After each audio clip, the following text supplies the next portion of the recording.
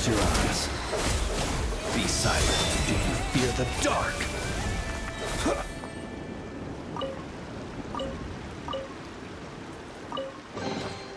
Goodness, how the world has changed. Might I ask, when did the custom of placing treasure chests in every nook and cranny come into fashion?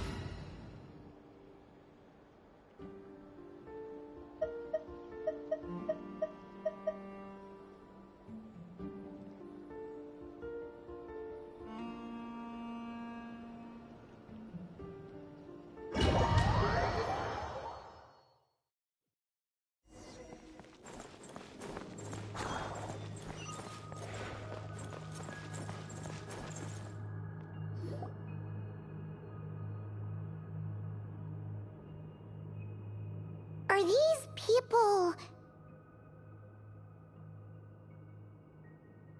Judging by their clothes, they appear to be phantom Hyperboreans from the distant past. That could mean they have some clues about the moon goddess's name, right?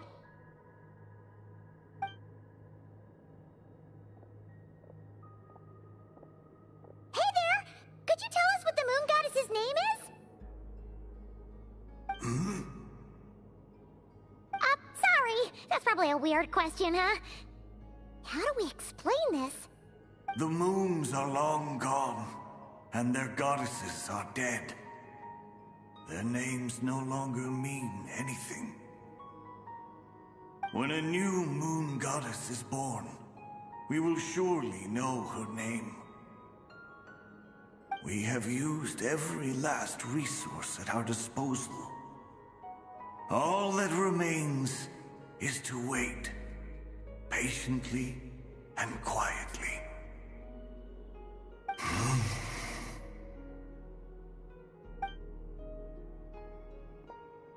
Were the people of the past all this devout? It looks like this phantom doesn't intend to converse with us any further. Surely the new moon goddess he speaks of must be Columbina. Alas, Kuthar's birth came long after the age in which he lived. But, maybe if we find a phantom from a more recent age, they might know Columbina's real name. True. Keep an eye out. We should be able to tell which era they're from by the clothes they wear. Yeah, you've been pretty talkative this whole time. What changed? Oh, nothing. I'm fine. You all make good points. When the Hyperboreans speak of moon goddesses, they mean the three from truly ancient times. I can't imagine they would know anything about our current moon goddess. There once was a time when the moon goddesses blessed them greatly and protected them from harm. When the gods and dragons plunged the world into chaos, it seems they looked once more to the moons for help, praying for a new goddess to be born. Yeah, that checks out. Let's continue on. Who knows what else we may discover?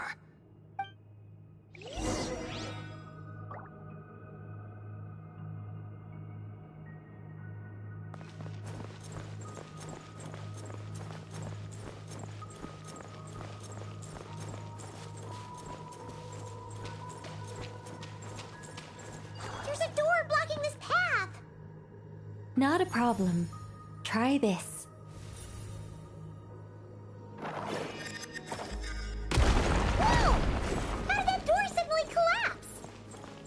This device was maintaining the door's integrity. Remove the core, and the device stops working. Is this our destination? Impressive. More precisely, this is a device that will help us reach our destination. Let's go. We still have a long distance to cover.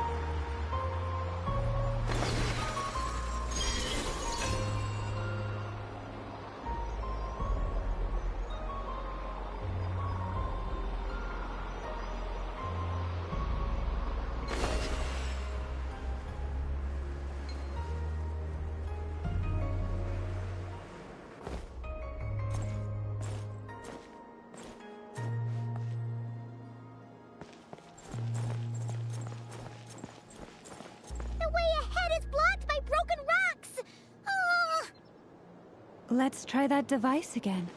Remember the door from earlier?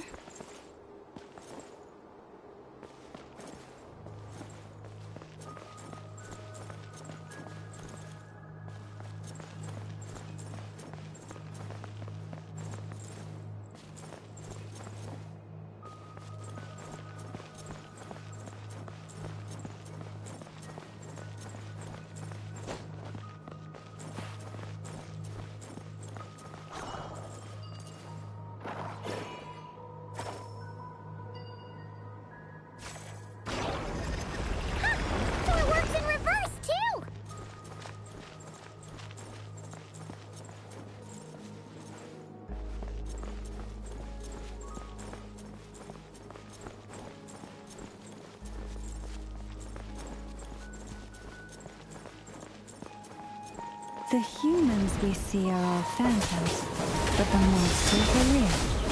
What a fascinating place. There'll be plenty of time to admire it later. Be silent. Decay! New life!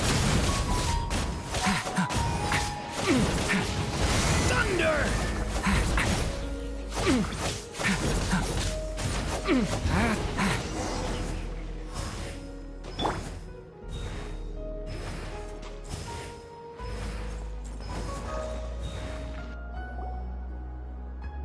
Ooh, there's a whole bunch of artwork in here. Seems pretty old. Nicole, this is probably your area of expertise. What do all these paintings mean? Let me see. To understand these murals requires some knowledge of the history surrounding the War of Funerary Flame. I shared a little of this with Lauma before. Yes. I think I follow. The dispute between the Moon Sisters. The transformation by Nibelung. Oh no, it's no trouble. I'd be delighted to share the tale again. Alright then. Tevat's 3 moons and their goddesses were brought into being by the will of Nibelung, the then ruler of Tevat. But when the heavenly principles came, they changed the world completely, down to its very foundations. The moon goddesses were nowhere near strong enough to challenge this entity. But the heavenly principles did not view them as heretical entities that had to be removed. Essentially, the 3 moons existed to keep this planet alive and operational, which did not directly conflict with the heavenly principles' aims. Nevertheless, the inherent precariousness of this arrangement would soon be revealed. Nibelung returned. Yes, He did, and thus began the War of Funerary Flame, a battle for dominance between Nibelung and the Heavenly Principles. Discord would soon emerge between the three Moon Sisters. One would voice the opinion that they should follow Nibelung, for it was he who first hung the moons in the sky. Another would argue that taking sides in the conflict would only bring the world closer to ruin. There was no telling where it would lead, especially since their creator had returned, bearing the perilous power of the abyss. Nibelung would eventually discover their disloyalty. He had all three imprisoned before transforming the moons into weapons with which to fight against the Heavenly Principles. What? Weapons? Yes, the very moons that had once defended the planet became instruments of death and destruction, striking terror into the hearts of all living things. And although the Heavenly Principles and the three Moon Sisters had once been at peace, it now seemed that the moons posed an unacceptable threat to Teyvat. It is possible that the Heavenly Principles did not know of the goddess's imprisonment. If so, the weaponization of the moons would surely have been viewed as an intentional breach of the peace agreement. Regardless of who knew what, when, the Heavenly Principles shattered two moons and flung the other beyond the skies. Whether the goddesses managed to escape Nibelung's captivity after his fall, nobody knows. But this much is certain. From that day on, the moons no longer belonged to Teyvat. The rejection slowly drained their power until eventually they passed away. So that's the full story. You say the moon ceased belonging to Teyvat from then on. Why then would Columbina be born here? That is perhaps due to the lingering connection between the Frost Moon, which was not shattered, and this world. You could see it as the three sisters' dying wish.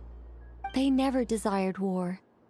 All they ever wished for was to protect this land. I see. If the final fate of the three goddesses is as you say, then Columbina faces the same grave danger. Our investigation has yet to bear fruit. We must hurry. Yeah, you're right. Let's keep going.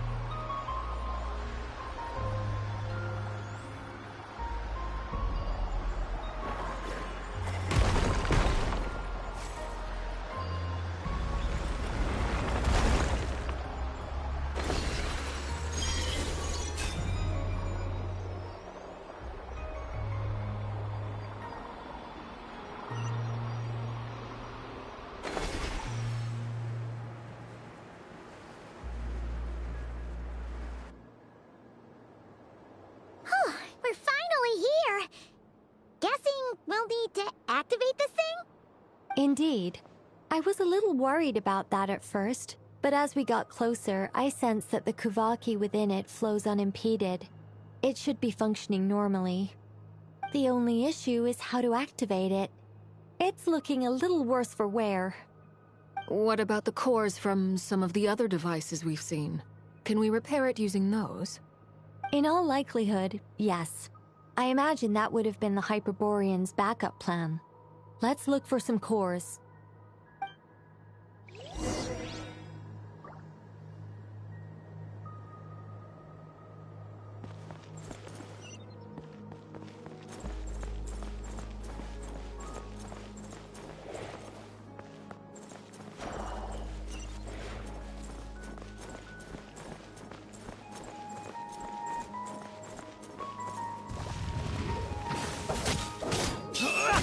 Observe.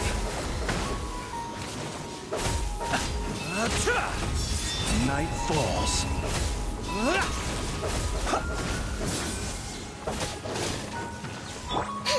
Flash attack! Good luck! Be silent. Close your eyes. Night falls. Observe. To dust.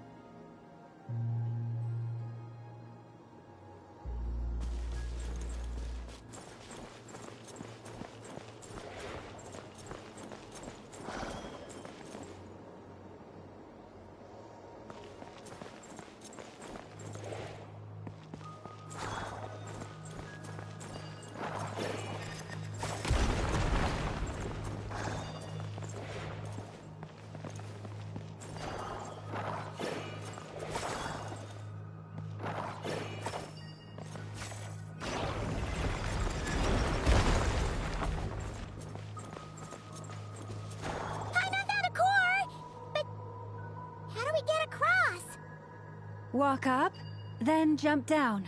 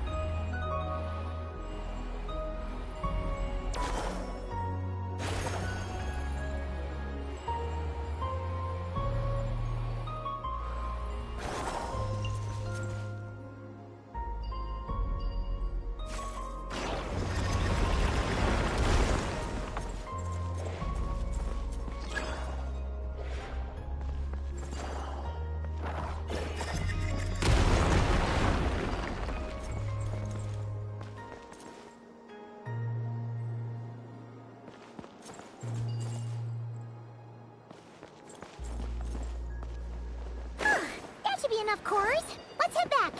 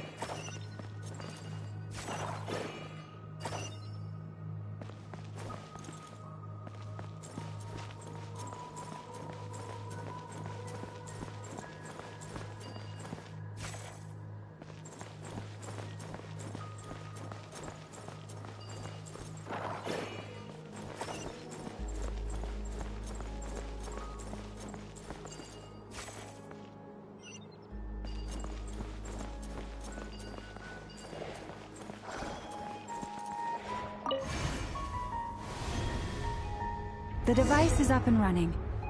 It's hard to believe that the ancients were capable of constructing such things. Paimon sees our destination!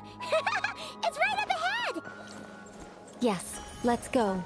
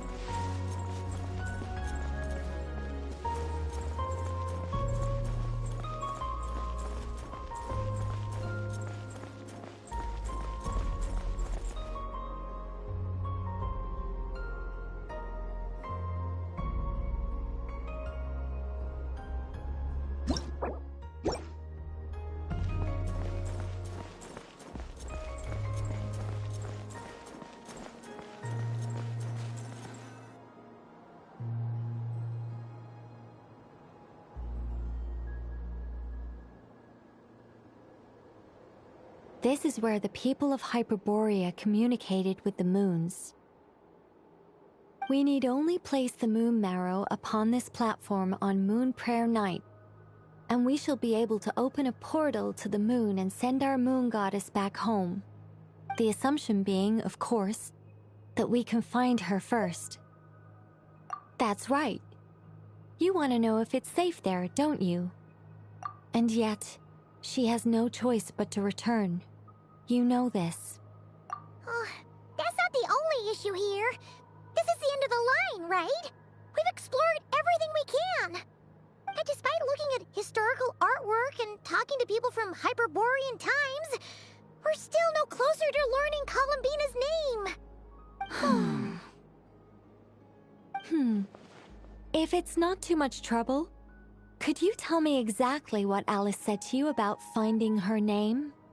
Oh, sure. What she said was... Then your first job is to find it. As a moon goddess, I'm sure she must have a name she identifies with. Neither Columbina nor Kutar is her true name, and she's never really accepted either of them. Is it not also possible that she has never had a true name? Not at any point in history? That would be a hard pill to swallow. But at this point, we may have to accept that that is the truth.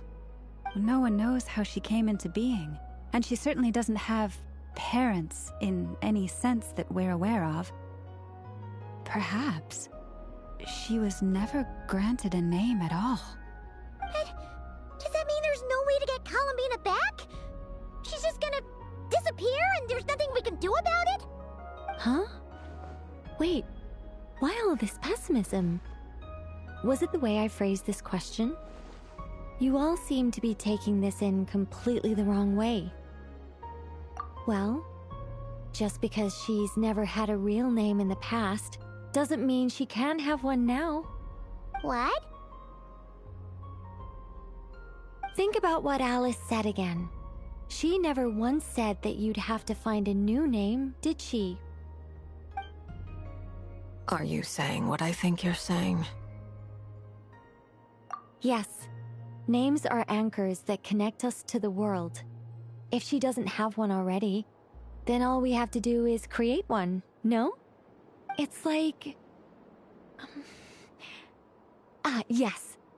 Traveler, when you first arrived in Teyvat, do you think you would have turned around if someone behind you shouted, "Hey, Tumaini"? But what about now? I understand what you mean. Life is a long journey. Even the friends and family by our side can change over time.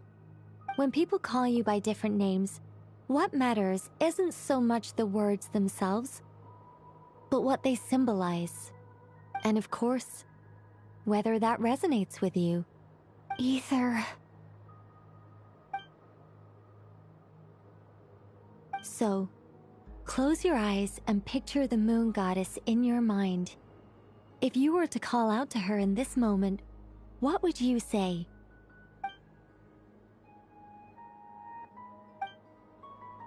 Columbina. Columbina. Paimon would call her Columbina too. Well, she has long forsaken everything that Kutar represents. I think from now on I should call her Columbina too. Well, it sounds to me like you found your answer. Are you sure? Is it really that simple? We haven't found her this whole time, and not for lack of trying. For a journey like this, the process is every bit as important as the outcome.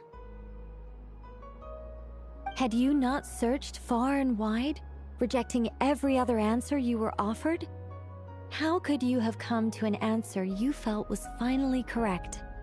Oh, it all makes sense now. This has Alice's fingerprints all over it. Are you suggesting that mage knew from the start that Columbina never had a real name to begin with? I can't say for sure. But I can definitely imagine her chuckling in satisfaction somewhere right now, saying, "Ah, what fun." Lalma! Your antlers! You should hurry. The festive moon has begun to rise. Do not worry, for when you called the name Columbina just now, I could sense that the power within was enough to summon back the moon goddess. The power within what? The name? Yes. So, the thing is... What's wrong now? This is so annoying. I really want to explain how that whole thing works. Starting from the founding principles of Teyvat and... Oh, I could talk about this for hours. But... Deep breaths, Nicole. Deep breaths. You're an angel. A sober, sensible, solemn angel who has her priorities straight. Okay then. Sorry for asking. Clearly a bad call on Paimon's part. Anyway, you all need to hurry. Last thing, remember how it felt when you called out that name. Then it is agreed. By the name Columbina, we shall find her. Then we'll throw her the best Moon Prayer Night party ever! And at last, we will send her home.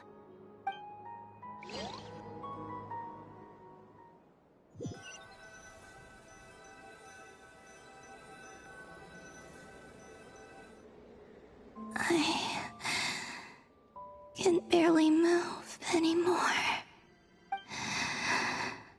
My consciousness is fading away. Have they come back out? I'd love to see them one more time.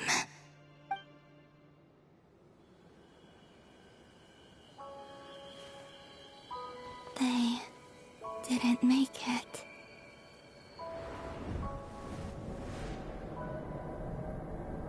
Could you tell me your name?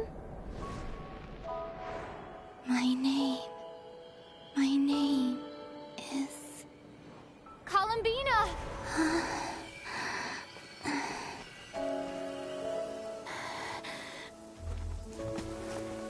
Columbina!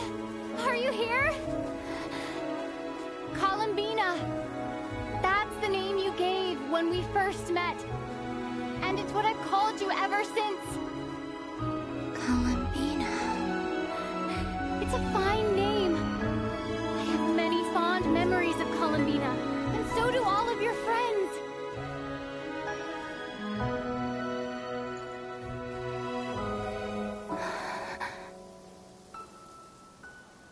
If you like this name,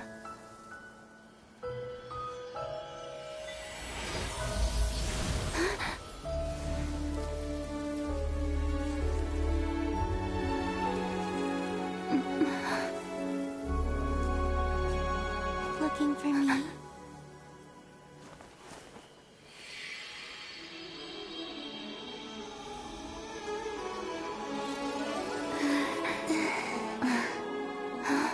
I like it.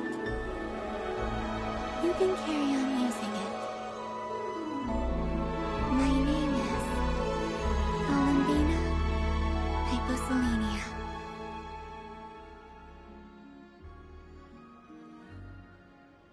Columbina Hyposelenia. That's a wonderful name. I never thought that Columbina would become my real name. But after I met you and my other friends, the things that this name stood for slowly began to change.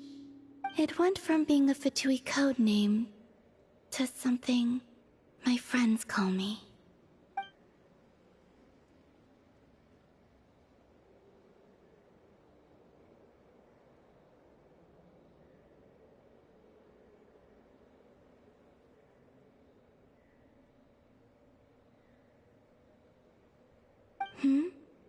What is it? Why aren't you saying anything? I'm just so happy for you.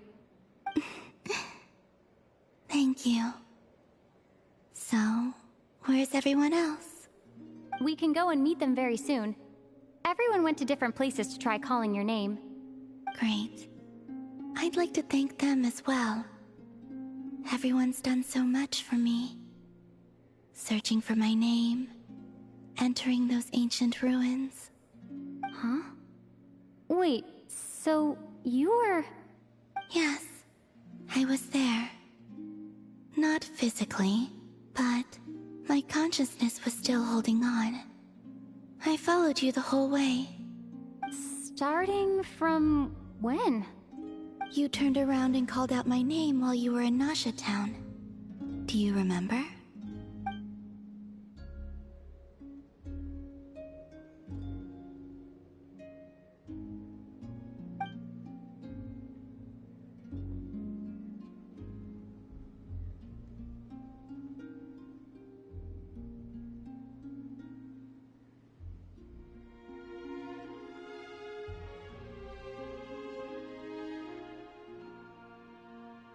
Let's go. We don't want to keep them waiting. Sure. In that case, come with me. But... Hmm? Before that... Could you call my name one more time? Sure. Come with me, Columbina Hyposelenia.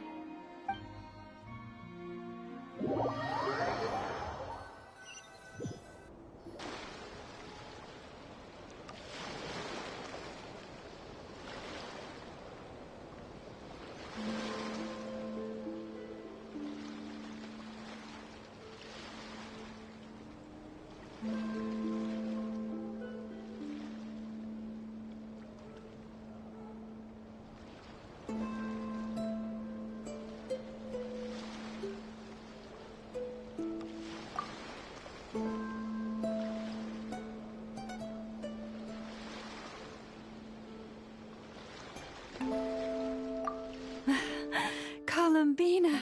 Oh, this truly is wonderful. Llama! I can't breathe. Ha ha! Just in time for Moon Prayer Night.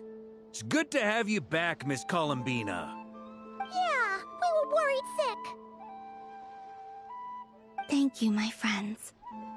With your help, I now have a name that belongs to me. Columbina hyposelenia. Where's the second half from? You added it yourself? That's right. It means... Born beneath the moon. Yes. And by extension, it can also mean born beneath this world. A fine name. Now, as much as it pains me to interrupt this beautiful reunion, I feel obliged to remind you that the Moon Prayer Night celebrations in Nasha Town have already begun. Don't you want to enjoy the festivities? There's so much to see and do.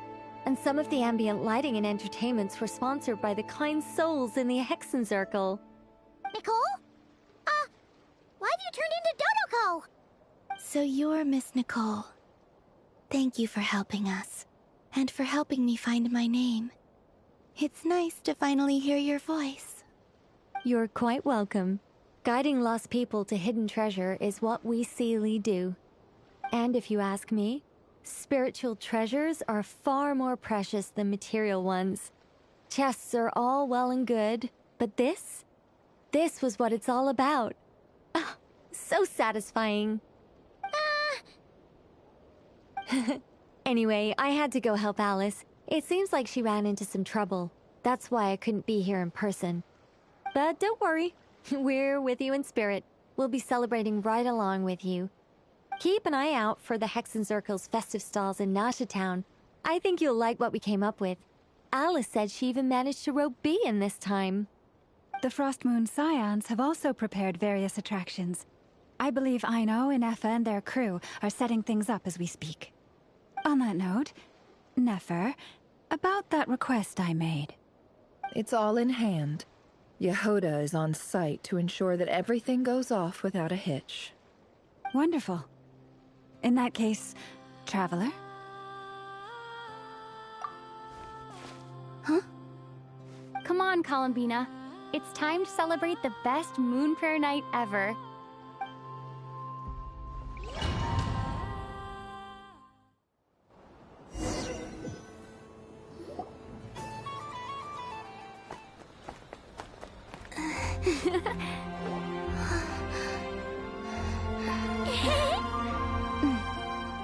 Hey, young lady.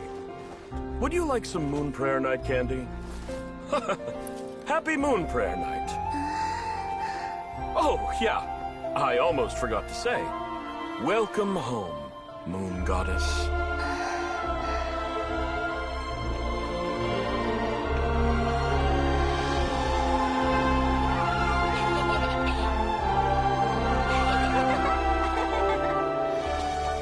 Welcome home, Moon Goddess. Welcome home, Moon Goddess. Welcome home, Moon Goddess. Turning Nasha Town into her home is a festive gift.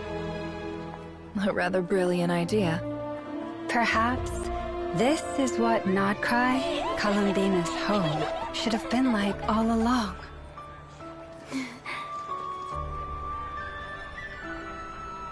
Thank you for the gift. I like it a lot.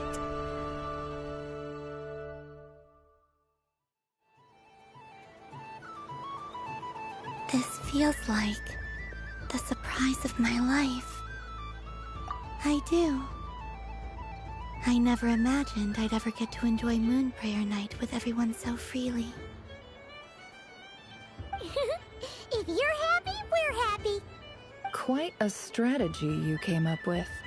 Hide the tree in the forest. It's not your usual style, Lauma.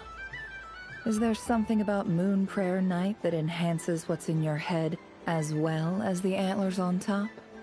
Apparently so. It even inspired a perennial penny pincher to use their resources for a greater cause. It truly is a magical festival.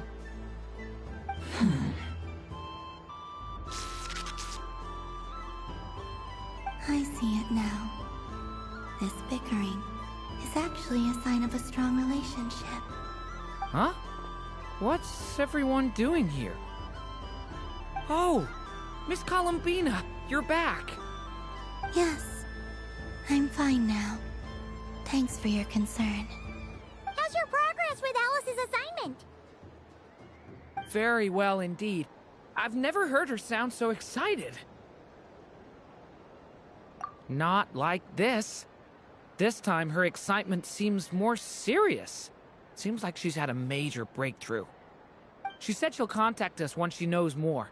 In the meantime, we're free to relax and have some fun. Enjoy the time off while it lasts.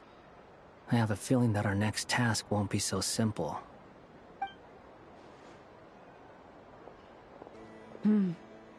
I should go. I still have a few things to attend to at the Frost Moon Scion stall. Then I think I'll take a look around. With any luck, this once-in-a-year festival will come with once-in-a-year opportunities. Hold up a second. Where's Varka? I believe he made a beeline for the flagship the moment he entered Nasha Town. Ah, that's Mondstadters for you. They know what they want when festivals roll around. Goodbye for now, Columbina. I hope you have a wonderful night. I will.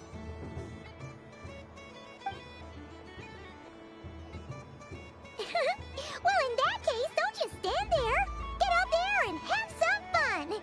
You'll definitely get a warm welcome at every stall. Oh, also, take this map with you. It's a guide to the festival.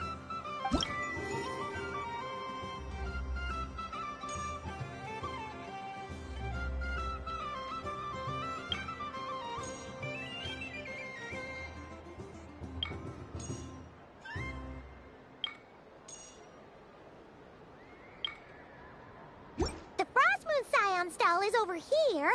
Lauma's invited a whole bunch of cute animals to celebrate too. Over there is the Hexen Circle section. Alice seemed more excited than anyone about this festival, so she insisted on making it a grand affair. Oh, and then there's the Nasha Town local specialties, including... Actually, forget that. Better if you go check them out for yourself. Thank you. It looks like a lot of fun. You're not coming with me?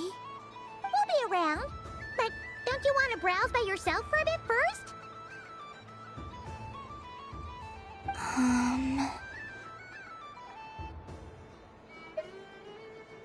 Yep. If you find something you like and want to try it out together, just give us a shout. We'll be right with you. Otherwise, just relax and enjoy yourself. There's so much on offer, so try to experience as much as you can. And don't forget to stuff yourself with all the delicious festival food.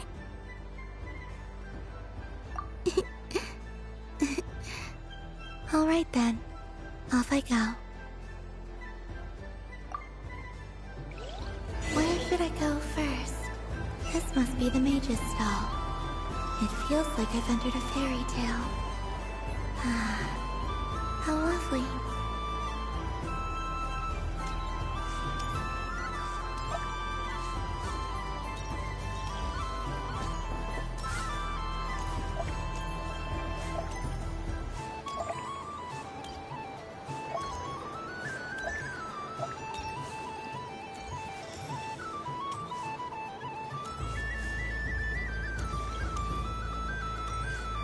What's this?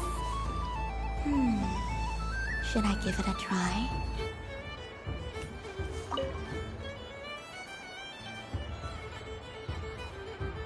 Come on, Citrus. One more round. Just one more. But my neck... oof. It's acting up again. You should take a break. Health comes first. Yeah, don't push yourself. We'll find someone else. Hey, don't look at me. I'm the referee. What are we gonna do then? Do you need any help? Yes, we do. We need one more player for our game. All right. Could you teach me how to play? It's really simple. You just throw the dice and move by that number of tiles. First one to reach the finish line wins. Rolling a hamster means you move one tile. A paper frog is 2 tiles, and a flying squirrel is 3 tiles. 'Cause they go the fastest. Okay, I get it. So, we're all set? In that case, please take your places and let the game begin!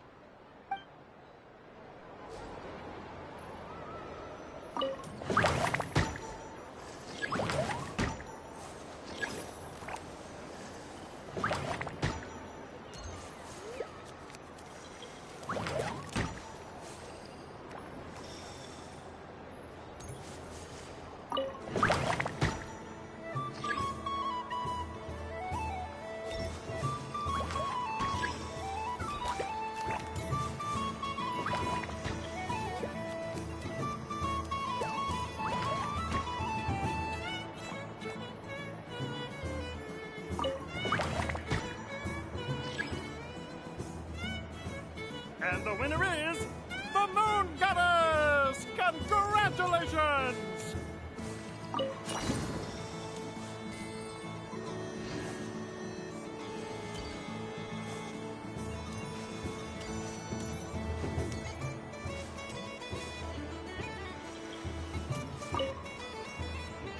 A soft and furry creature that bounces and jumps. Welcome home, Moon Goddess. This one talks too. Allow me to introduce myself. I am a Dodoco from a distant archipelago, the most mischievous of all my Dodo brothers and Dodo sisters. When the going got tough, I powered through, and when I met obstacles, I boomed them away. That sounds like a lot of fun. Doesn't it just? Oh, but then the trouble started. Recently, I found a lovely beach, the same beautiful jelly color as my hometown, and so I dove in to have a look. Only to find it overgrown with seagrass and nasty little spiky fish everywhere, looking to turn me into a Dodoco kebab. I made it back to shore by the skin of my teeth, but my tail was sorely hurt. Couldn't you just boom them away? Oh, I wanted to, believe me. But I've heard that you, Moon Goddess, can understand animal speech. The last thing I wanted was to cause a gigantic fuss and get taken to court by a school of spiky fish. I'd be driven out of these waters for good, and my winter holiday would be ruined. And so, dear Moon Goddess, I was wondering if you might lend me your allegiance. Are you roping me into a crime?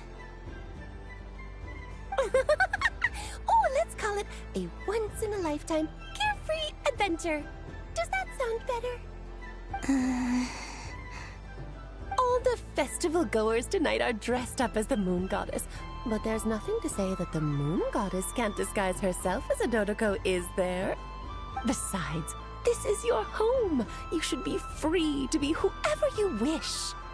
I'm afraid I'm not well acquainted with Dodocos, Madam Mage. Oh, that's quite all right.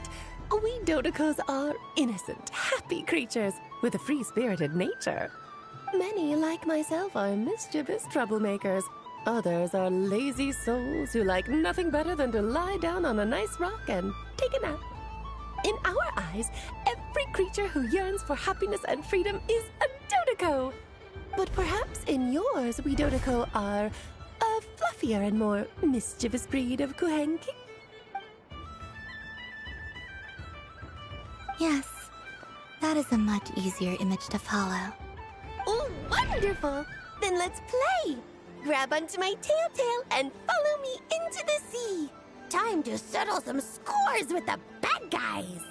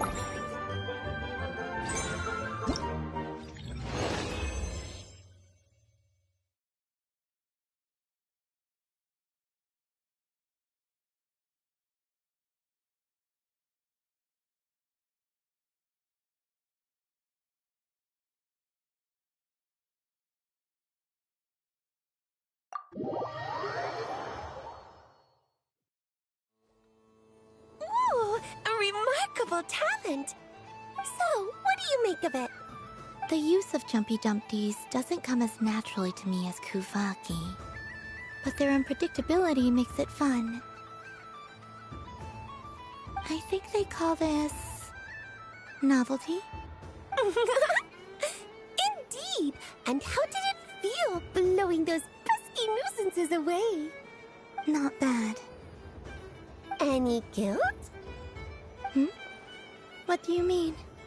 Oh, wonderful! Lovely answers to all 3 questions. You've passed the safety test. Now I can give this special bomb to you as a souvenir. Remember, if you find any meanies living on the moon, you can use this to boom them into oblivion. I will.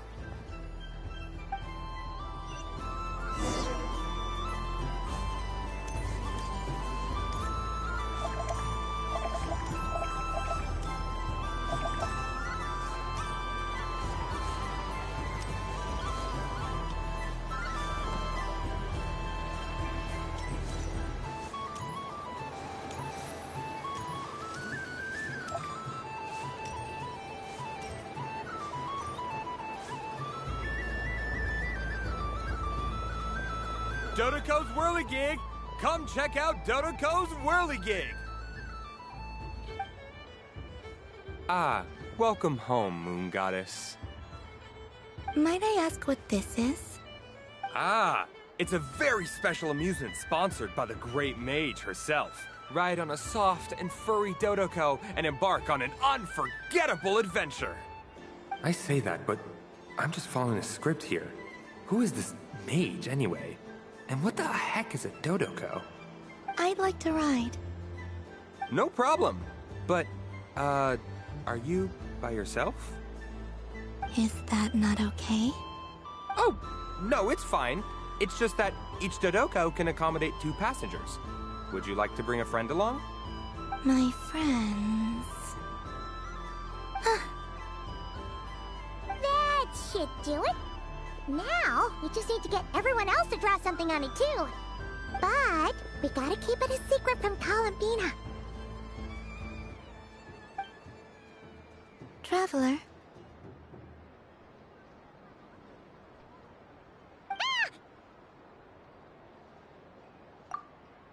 I want to go on that ride. Will you join me? Let's go then. Don't worry. Paimon will do the rounds. You go have fun.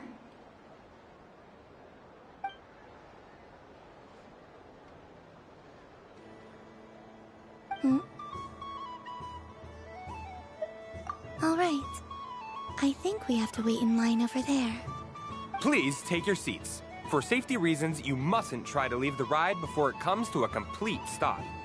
All right, you're all set. I wish you both a wonderful journey.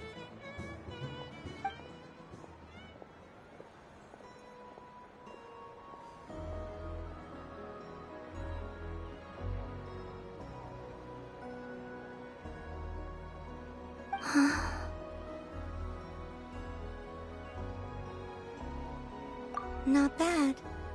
It reminds me of riding a moon lane.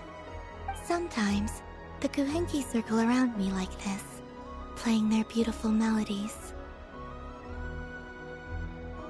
Yeah. I'm going to miss them.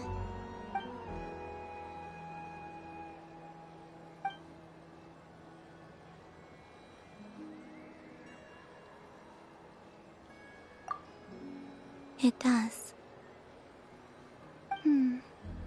I've felt scared in the past, too. But this is a little different. You know something? I got to see a lot of fascinating things during my disappearance. I saw how the Frost Moon Scions act around their families. So different than how they used to act in my presence. And I also saw how they interact with their friends. It made me curious at first. Why do people act so sincere when they're worshipping gods, but save their truest, warmest feelings for each other? Slowly, I came to realize that it's because they trust one another. They know, deep down, that they'll be accepted for who they are. All of it. The good and the bad. I know. I knew it the moment you started calling out my name. What I fear now is the end. I fear losing all this the very night I have gained it.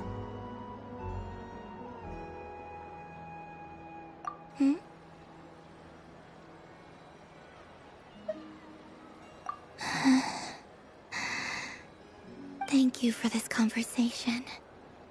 Thank you for listening to me. Don't worry. This fear I have, and the unknown that awaits me, they cannot hurt me. Not when I possess a treasure far greater.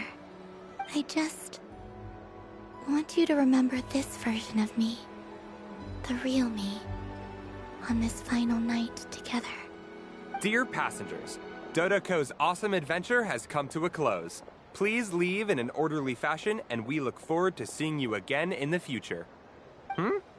Don't want the journey to end, huh? Don't worry, you two. There's always another adventure waiting just around the corner.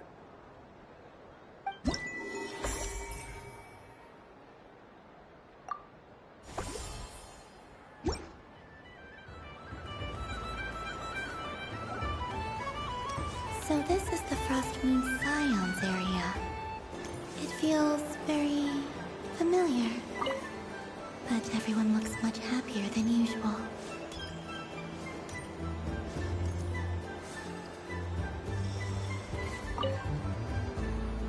Welcome home, Moon Goddess. Would you like to try on some animal-themed headwear? I always hear Lauma saying how heavy her antlers are. I wonder how it feels. Let me give it a try. Oh my! It really suits you. It's a little itchy, and it's hard to turn my head. Should I keep wearing it?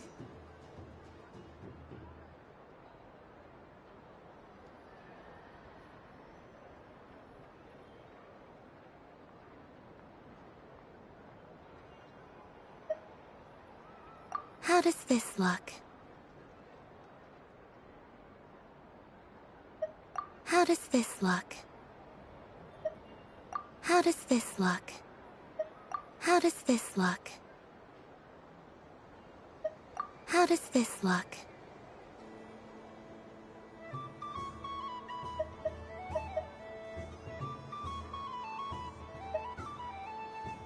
How does this look?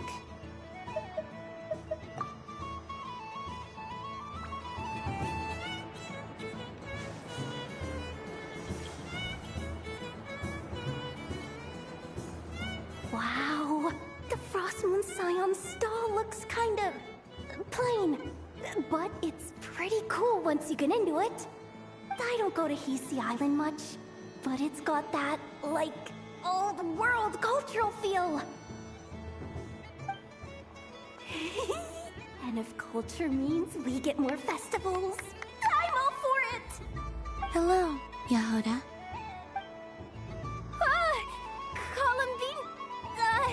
Hello, Moon Goddess. That was too close. I almost gave the game away in front of the staff. Oh, wait, what's the deal with her shoes? They don't make a sound when she walks. I could do with a pair of those. Do you like balloons too? Balloons? Oh, you mean those? What's so fun about balloons? I'm not a kid anymore. They're probably more up Aino's alley. Yes. The animals seem very curious about these strange flying objects. I was drawn here by their voices. I recently learned a fun new game you can play with balloons, so I decided to come and give it a try. A new game?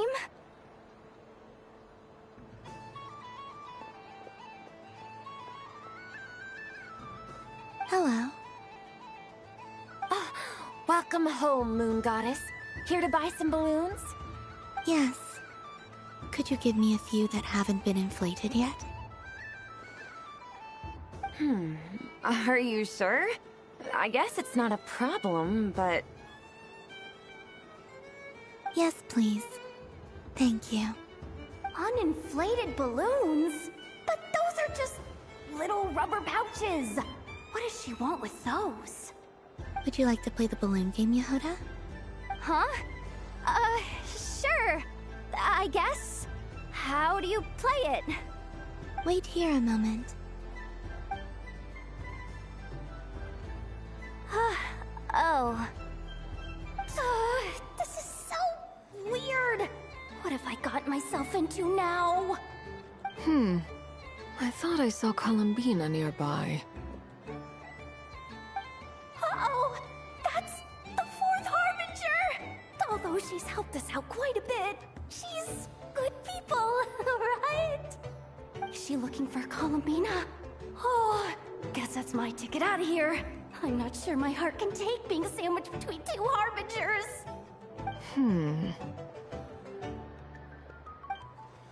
Which stall is she checking out? Oh, it's that other Frost Moon Scion's one. Try on the headgear, see what it's like having antlers or animal ears for a day. Oh, I wouldn't be caught dead wearing that stuff. So embarrassing. I have enough gear to carry as it is. Wait, what? She put it on? How peculiar. This would take some getting used to. I wonder if this is what it's like for Lynette. It really suits you, ma'am. What is this? She was so intimidating a moment ago, but now, dang, she's really rocking those ears. How does she make them look so cool? I suppose I may as well keep them on for now. All part of the festive experience. She's coming this way. How do you do, Miss Yehoda? Oh, jeez. Don't talk to me while wearing that thing. Where am I supposed to look? Oh, hey there. I'm looking for Columbina. Have you seen her? She just... Huh? Oh, wait.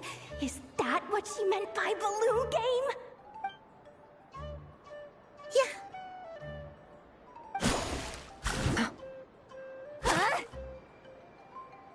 No fair! How come I get caught in the crossfire? An ambush from the rear? Is this a declaration of war, Columbina? Would you like to play too, Arlecchino? Seriously? Are they gonna start some beef right here, right now? Gladly. That said, I believe there is another who would like to join. Boss Nev! Thank goodness! You've gotta get me out of here! Things are kicking off big time! Hello there. I'd like 10... no, make that 20 balloons, please. Uninflated. What? Miss Moon Goddess, I hope you're prepared to pay the price for assaulting my employee. Welcome to the game, Nefer. Just to be clear, let's keep this a fair fight, okay? No strange powers, please and thank you. Naturally. Don't just stand there, Yehoda. Aren't you going to team up with me? Huh? Do I have to? Of course. Don't forget, the Curatorium has a reputation to uphold. I knew something like this was gonna happen.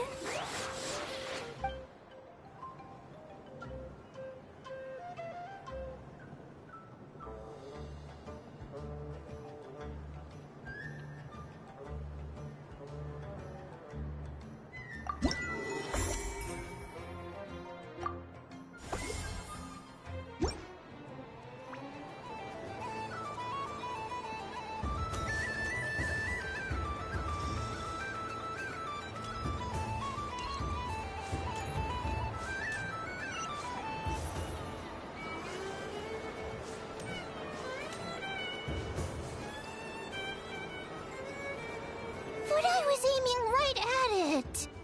Aw, what a pity. I saw it with my own eyes. You were so close. So very close. That's not true. It dodged out of the way right as I was about to snag it. I'm sorry? You heard me. This paper frog can move. I swear. Dear, oh dear, what are you saying? How could a paper frog move? Unless you believe there really is magic in this world. But even if I, the mere humble merchant that I am, knew such magic, surely I would not use it on a paper frog.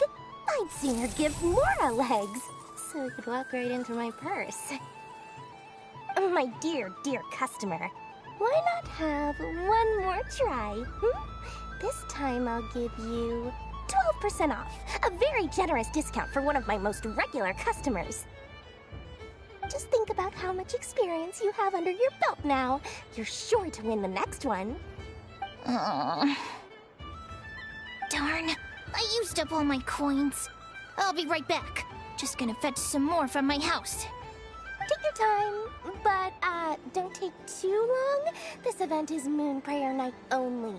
Miss it, and you'll have to wait a whole year before I'm back. Next customer, please. Welcome. Hello. Whoa! What's this big one doing over here? How do I tell my employees not to go running around this time? Shooting them a glance won't work. I haven't known them long enough. Dory? Why, hello there, Miss Columbina. Would you like to play my ring toss game? The rules are very simple, and it's easy to get the hang of. How much for a round? Oh, first time's free. Not a single mora. After that, well, we can cross that bridge if and when we come to it. But with your sharp sharp skills, I'm sure you'll win all the prizes in one fell swoop. That was an obvious enough hint for them, right? Right?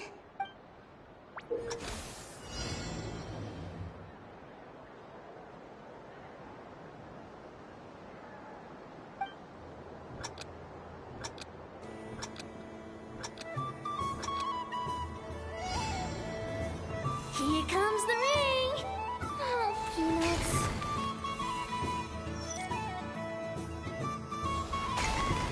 Change tracks. Roselle, should we move or not? Just a tiny bit. All right, then I'll... Oh, sugar plums, not the clock hands. How do I move the legs again?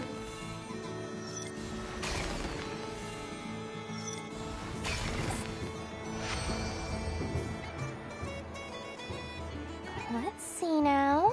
Let's see. Wow, very good. That's the highest score we've had all night. And here's your prize. Now, how about another round? As for the cost. Happy Moon Prayer Night, Miss Columbina. Happy Moon Prayer Night, Durin and Hat Guy. Are you here to play the game? Yes.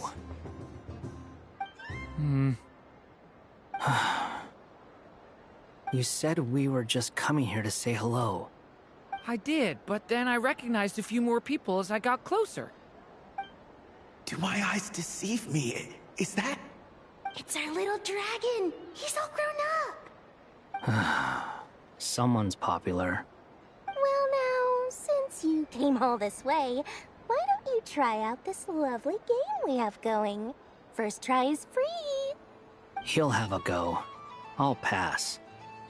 It's only one free try per customer. You can't give your try to him. I'm aware. How has Elder Almond been lately? He's in great shape. He goes for a run in the forest every morning to stay fit and healthy. He tried to go boat racing with Firecracker a while back, but he couldn't even make it onto the Lotus Leaf. Firecracker was in fits of laughter. How about you, little dragon? Can you still fly? Yes, I can. But you've become less chatty. Has growing up been tough on you? We call that maturity. You know, the thing people sing about. The knight wields a sword of stone to defend those hearts that are made of gold. Stone is very heavy. That's what keeps him from talking too much. That's awesome! I want to be a knight when I grow up too. Ring, here I come!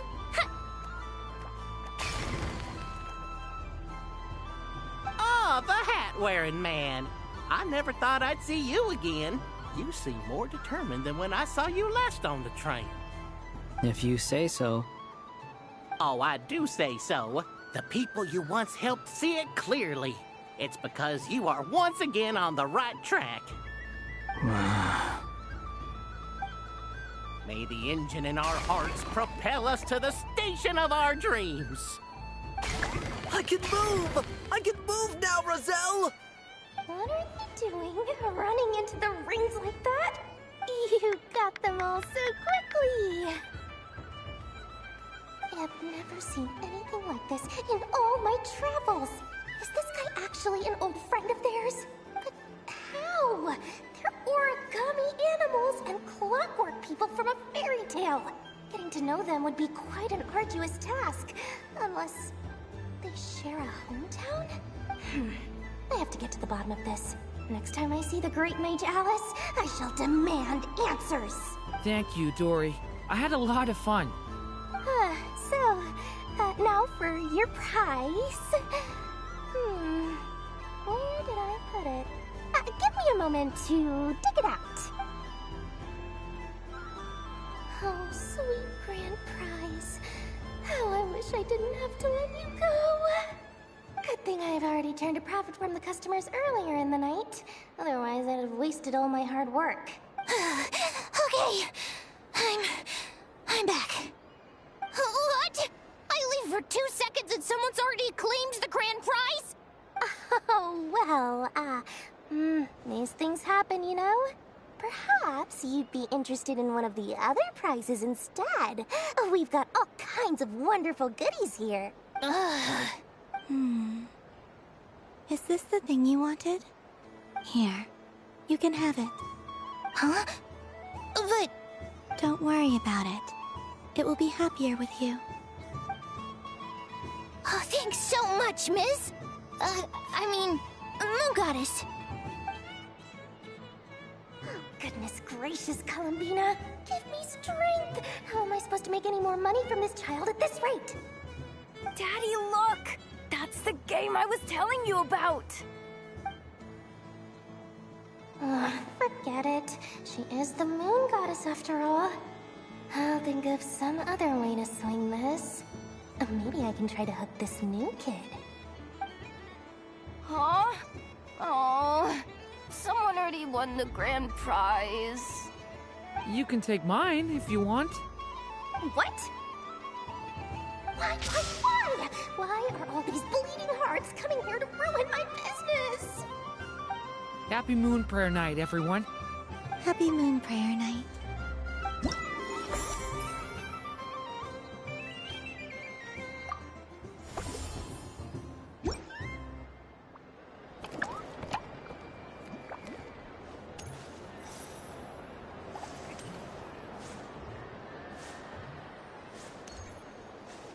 There are so many attractions here.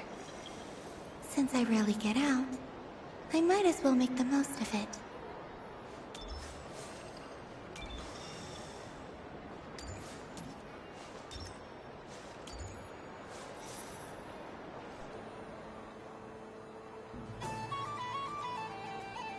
Well, well, look who it is. I heard someone went and disappeared on us the moment we let her out of our sight. They looked all over for you. Frankly, I didn't think you'd be back for Moon Prayer Night. Were you worried about me, Sandrone? You would like that, wouldn't you? Do you even hear what you're saying? It seems to me like you disguised yourself with festive headgear, just so that you could come see me on Moon Prayer Night and make sure I'm okay. You didn't even bring Polonia with you. You? Ugh, I thought you couldn't see. I cannot.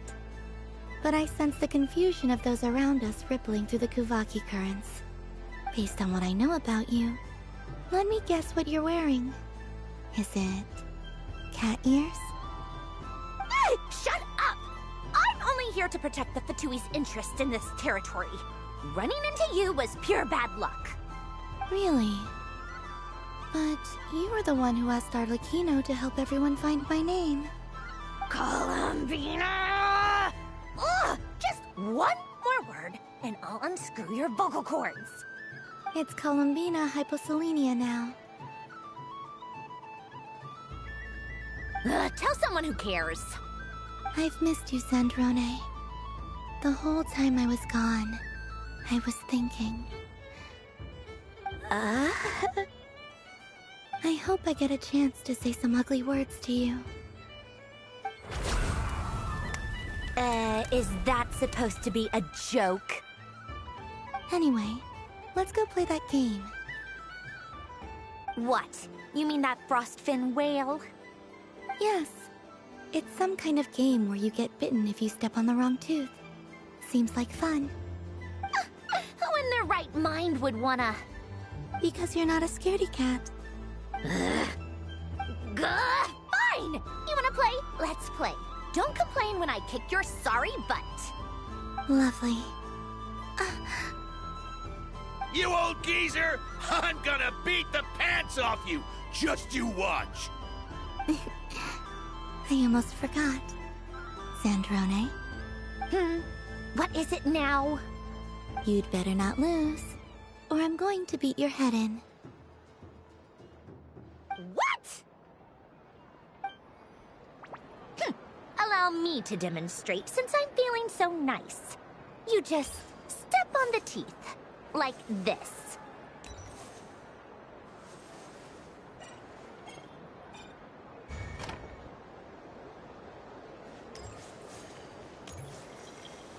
Which should I pick?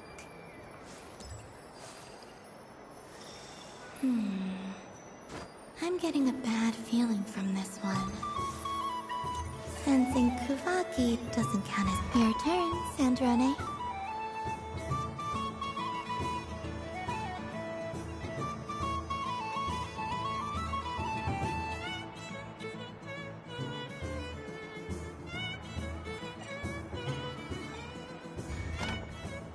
Don't come crying to me if you get bitten.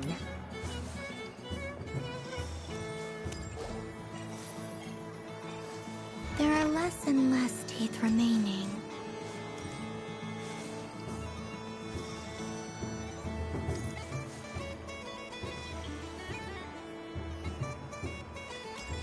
Huh?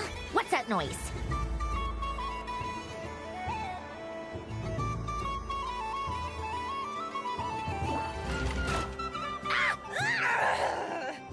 I think you might have picked a bad tooth, Sandrone. Shut it!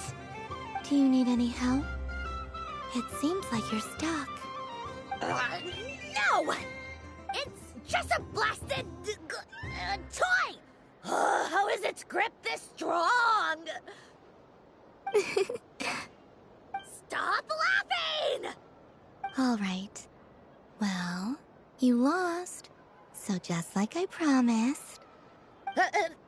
Hey! What are you doing? Are you seriously?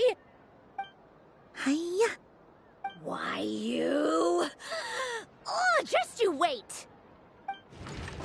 Rematch! Are you alright, Sandrone? That was quite a strong bite. Are your clockwork parts... Quit your fussing! I don't need it! Alright. I'll go first this time.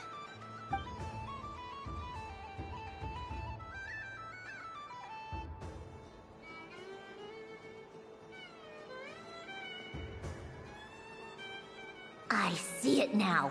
She can sense which teeth are rigged. So I just need to avoid the same ones that she does.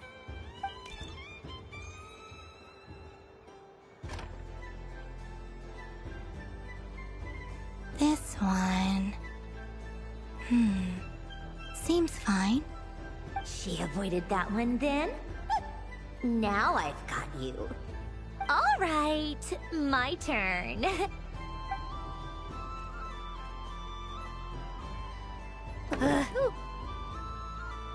What?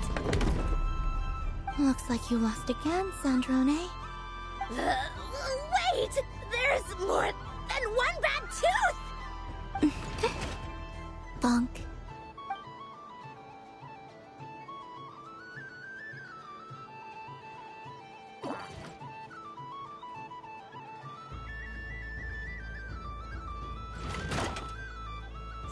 Stupid game! What idiot came up with this? Are you alright, Sandrone? You said some nasty things just now. Oh, I'm peachy. Should I let you bonk me on the head as well? Ah, forget it! Come on, bonk away. It can be your consolation prize for losing so badly. I told you, forget it! Gah, you've always been so annoying. Singing right outside my door, inviting yourself to my tea parties, going AWOL. And now you're off to the moon or something. Of all my days with the Fatui, the times I spent with you, Arlecchino, and Rosaline, they were my favorite. I will not forget them. Just as I shall not forget this moment. We'll always be friends, no matter where we are, right? Who'd want to be your...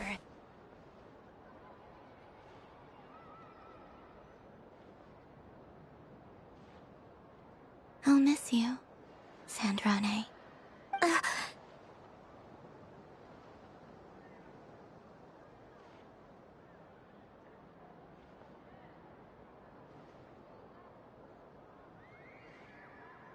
Goodbye, Sandrone.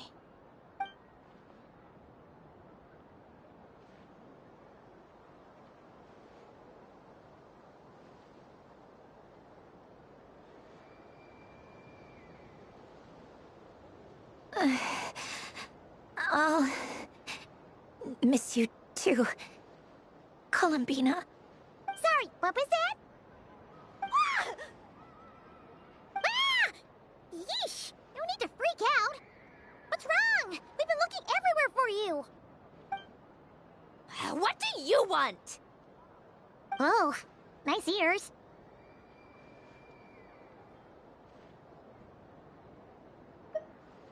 What do you want? This. Huh? It's your turn to draw something. You're one of her friends too, aren't you?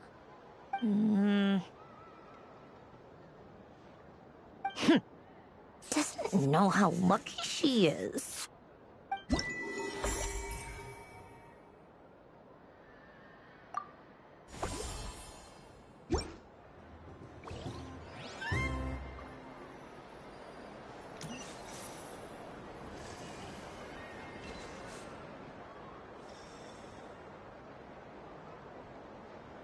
What is going on over here? It looks like fun. Hold it right there! You can't run away from me, Moon Goddess. Are you talking to me? Of course. Do you see anyone else here dressed up as the Moon Goddess besides me and you? Hey, come on. Call me by my title. Happy Moon Prayer Night, Moon Goddess. And the same to you. Anyway, there's no time to waste. Get ready for the duel of a lifetime. Duel? Meet my partner, Stacko. Come on out, Stacko. Well, don't just stand there. Let's see your partner. Partner?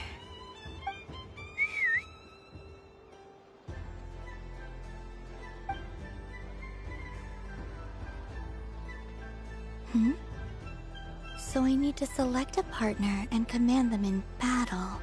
Partner. I need a partner.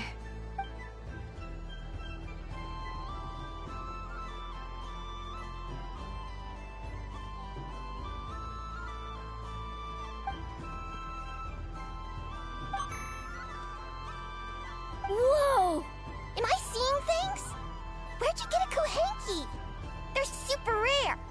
That's great. But you can only bring one partner to battle against me and Stacko. No ganging up allowed. They all look so eager to be picked. Which one should I choose?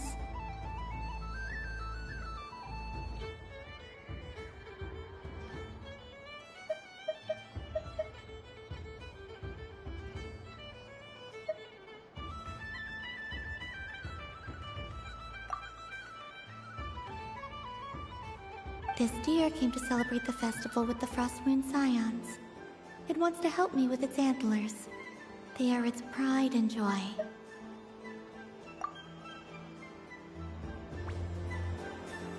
Testing! Testing! Oh, this is an emergency broadcast! An exciting battle is about to take place right here at the Nasha Town Special Arena! In this corner, we have the Moon Goddess and her robot partner. And in the other, we have the Moon Goddess and her rhyme-horn deer partner. Only one Moon Goddess can be victorious in this ultimate battle of destiny. But who will it be? There's only one way to find out. Now, without further ado, let the Battle of the Moons begin! I don't care who we're up against. Stacko and I ain't gonna lose. Let's strike first. Stacko, formation shift. Ho ho ho! The robot has kicked things off with a change of formation. But how will this affect the battle? Nobody knows! Cautious play from the opposing team! This Moon Goddess has come prepared! Where will it go from here? Okay then. Stacko, maintain formation and enter your empowered state. Empowered state! There we go! Now we're talking! Absorbing the immense Kuvaki present on Moon Prayer Night, this lean, mean machine has greatly increased its offensive power! Oh, they chose defense! But Stacko's about to attack with full force! Is it too little too late? The battle is heating up fast! I'm about to start sweating machine oil over here! Go for it, Stacko! Set Kuvaki to maximum! Can their opponents withstand this blow? And what will this Moon Goddess do? Don't be afraid. Fight however you wish. What the? The rhyme-horn deer's antlers are glowing! It absorbs the Kuvaki from its opponent and uses that same power to deal a devastating counterattack! There goes the robot's formation! Stacko! Oh, Stacko is down for the count! Our winner is the Moon Goddess! The slightly taller one, I mean. You did your best, Stacko. I'll take you to Ainos for a checkup right away, don't you worry. Well, you beat me fair and square, I guess. Honestly, I underestimated you. Won't make that mistake again.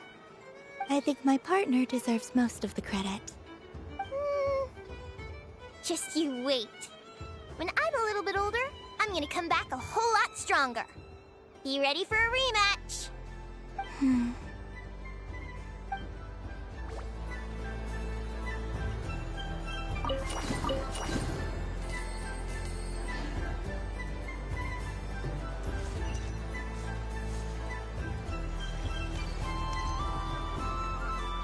Moon Prayer Candy! Beautiful, tasty Moon Prayer Candy!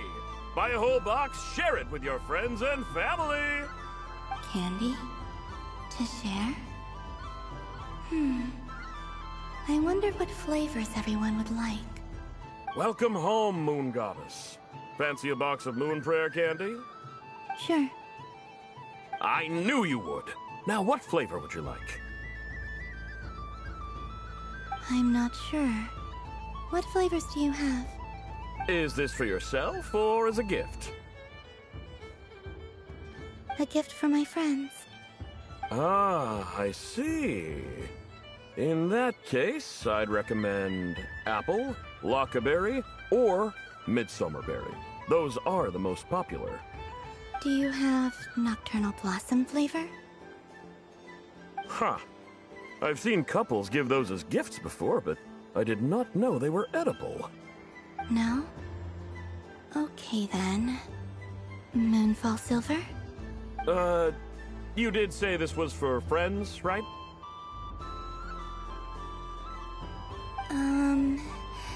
Maybe smetana then. Hey, now that's a creative idea! I've never tried it before, but if you're happy to wait, I can see about whipping up a batch on the spot. While we're at it, you got any other ideas?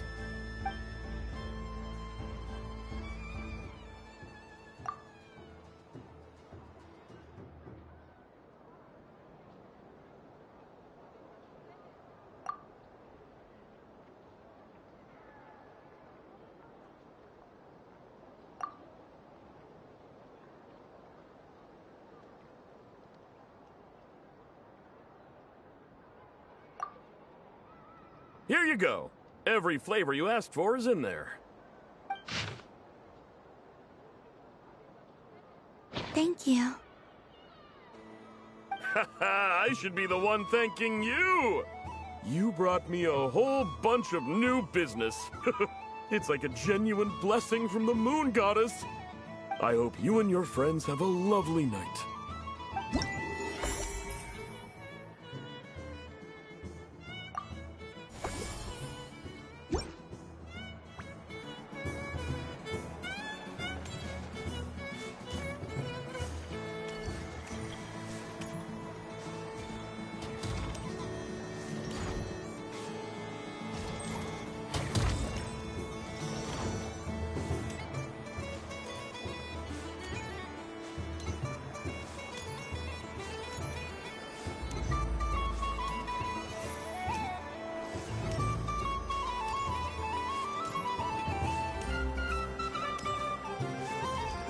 What's this? Should I give it a try?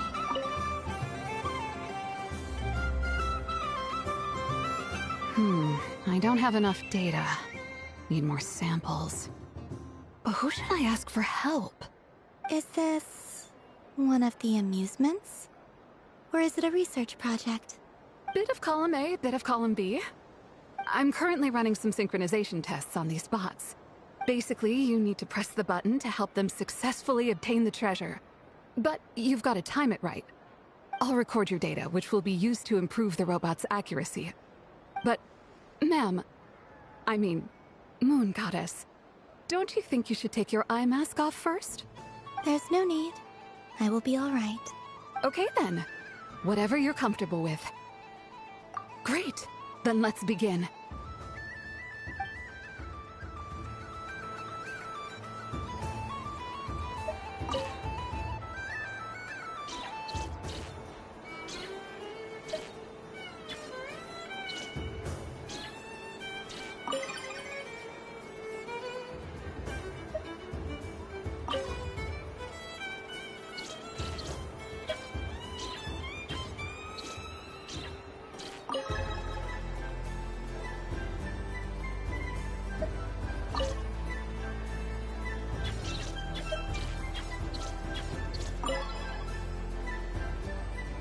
Nice.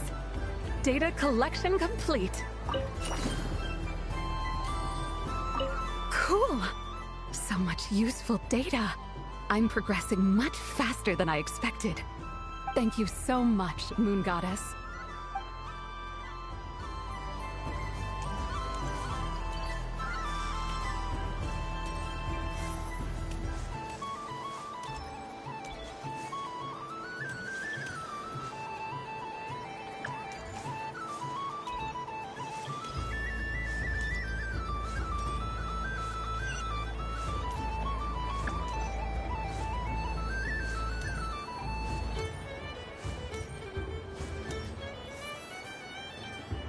Days. I prefer sunny days. Ah, well, you are as warm as the sun itself, Moon Goddess. Very well. I believe your spirit animal has to be this most adorable chic badger. Wow! Thank you, Mr. Talking Magic Lamp. Have a very happy festival, Moon Goddess. Blends? That's you, isn't it? Shh. It's our little secret, my dear traveler in Paimon. Okay, sure, but why are you here selling sugar sculptures? Everyone celebrates in their own way. After gazing into the abyss and spending time around gravestones all year, what better way to relax than to see sunny smiles on the faces of the living? Besides that, I like to think of myself as a fair judge of character. I dare say matching personalities to confection suits me rather well. That's not what Paimon was talking about. Aren't you afraid that your true identity might be exposed? Should I be? There is all manner of magic in the air this moon prayer night, thanks to the work of the great mages. I see Miss Columbina is hiding in plain sight. Why should I not do the same? Why miss this rare opportunity to enjoy a special evening in my true form? Fair enough. You got a point there. People who don't know you will probably think you're just a talking lantern. Well, now that we see eye to eye, what brings you here? Not a search for your spirit animal, I presume? Ah, well, actually... Here, see for yourself.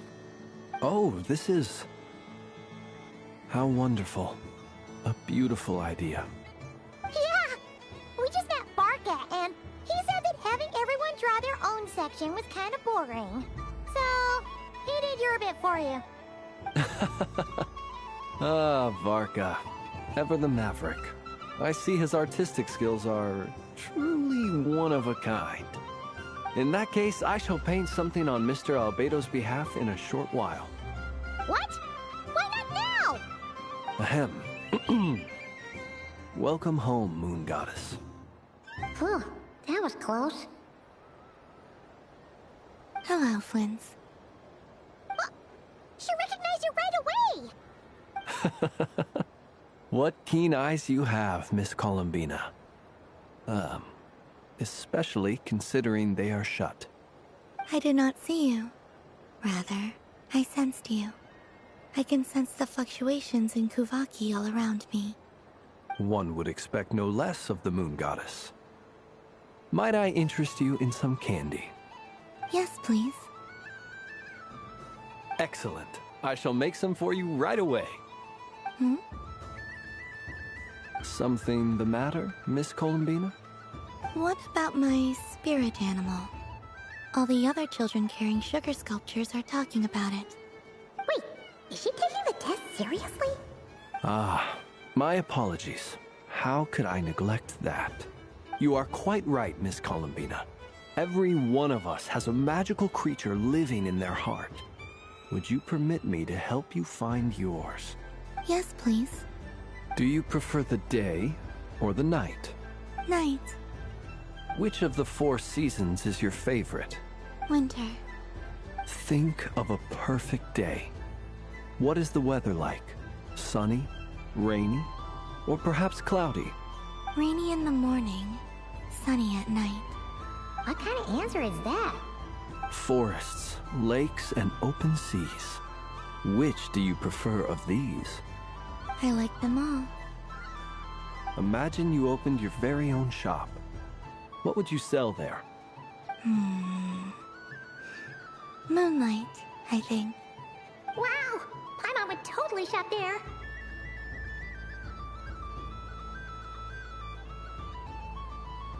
It wouldn't cost anything. You'd just need to visit. Aha! I believe I know what your spirit animal is. Here, for you. Oh, it's a Kohenki! Indeed. A free-spirited being with a deep love for all things here in Nod Krai, who selflessly lends her aid to as many people as she can reach. It is the perfect fit for you, Miss Columbina. Thank you.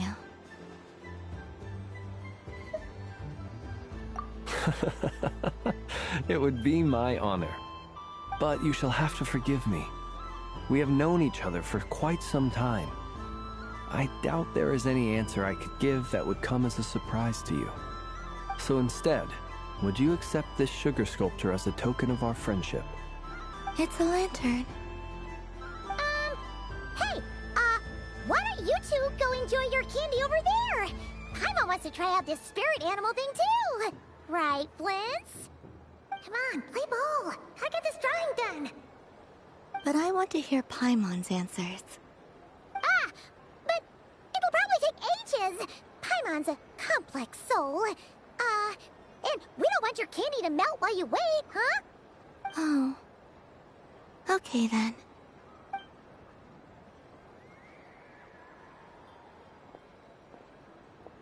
Phew.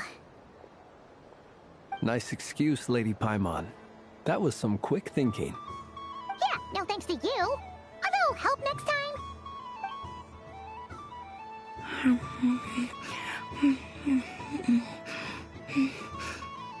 It's sweet. Is that Lockaberry? I wonder what flavor the traveler got. This way, this way! It's the candy-selling lantern! I'm coming! Of course.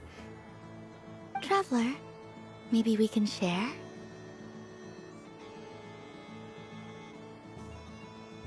Yes. I found out recently that people share their food sometimes, so I'd like to try it. Or... is that a no?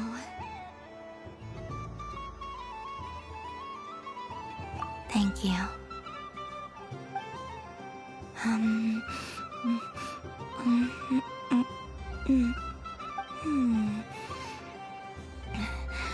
Yours is a little more sour than mine. Here, you try it. Amazing. My sugar sculpture has shrunk, yet my heart is filled with feelings of sweetness. I will remember this feeling.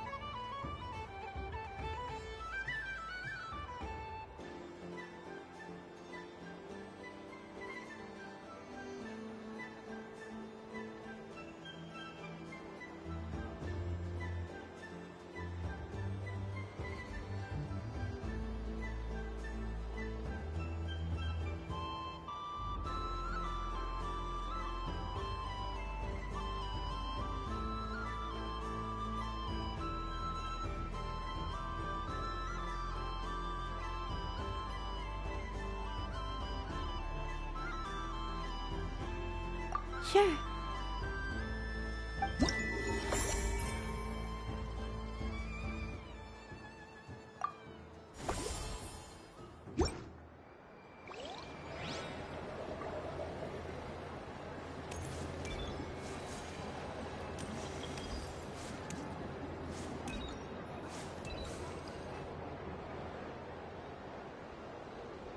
I wish for a never-ending supply of laka berries. What a humble wish. Probably written by a child.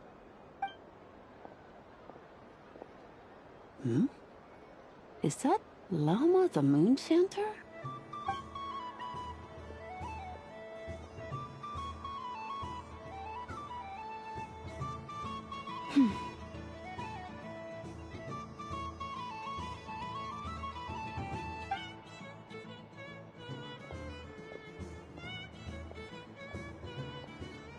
I wish that the long plume ibises would stop biting me. Oh dear, poor Llama. All right, I'll write that one down for you. I got it. While everyone else is celebrating Moon Prayer Night, you're as busy as ever. I don't mind. It's rewarding work. A good kind of busy. My antlers are at their heaviest tonight, and the Kuvaki waves are especially strong. But as I help these dear friends hang their wishes up, I feel a great peace within myself that is hard to describe. You see, they are all such beautiful wishes, and they are ones that we can fulfill by our own strength. Do you blame me, Llama? I want to hear your honest answer. It is by the help of so many people that I can return to the moon. But I feel as though I've hardly done anything in return. You've done plenty, Columbina. I say this in earnest, both as someone who knows your history, and also as a friend who has seen what you've been through. What about as a moon chanter? I feel proud to honor our moon goddess's wish. And I'm sure any moon chanter in history would have felt the same way.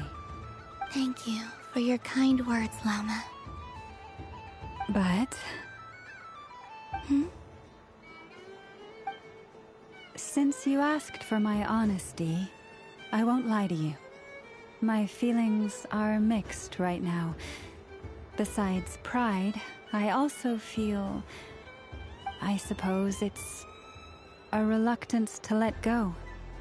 Once you return to the moon, we will be far apart and separated by a false sky.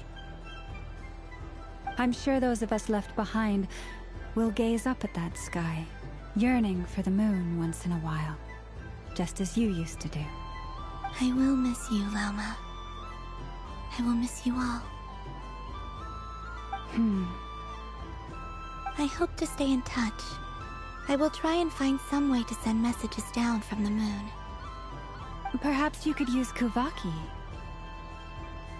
I've heard Yehoda say that signals can be sent using long and short waves, or strong and weak lights.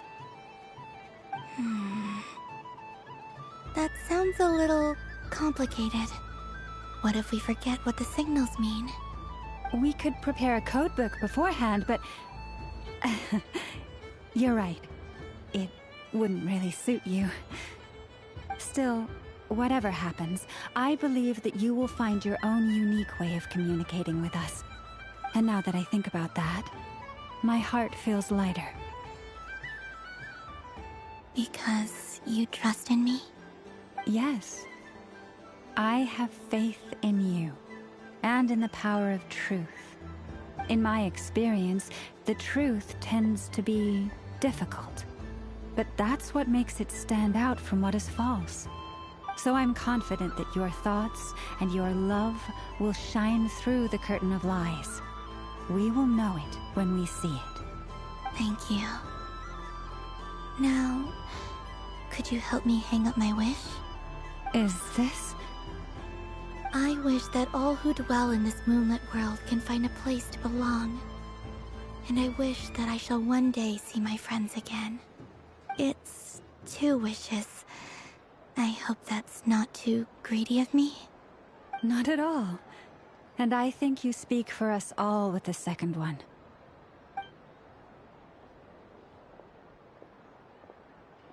I shall continue to pray until the day that all of these wishes come true.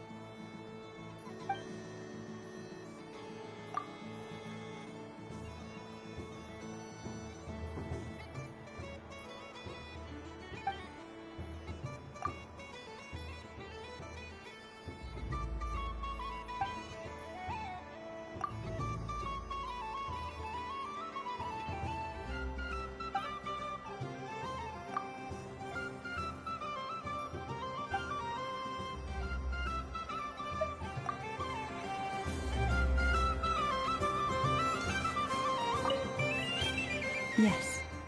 May everyone's wishes come true. Why, thank you. Don't mind if I do. Oh, my. It's so sweet. I'm so accustomed to plain, simple meals that this sweet treat is quite a shock to the senses. But I savor this moment in its entirety because it tastes like true friendship.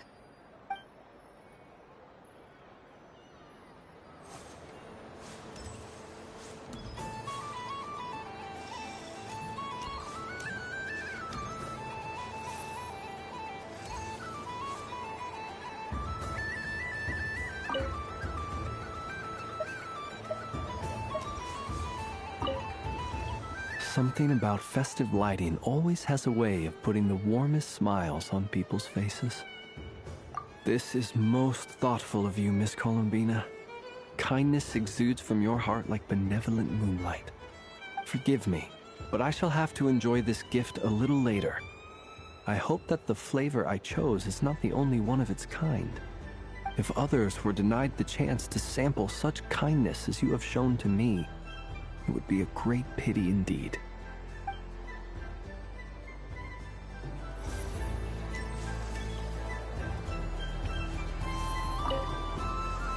I've seen Lenny and the other children play this game before.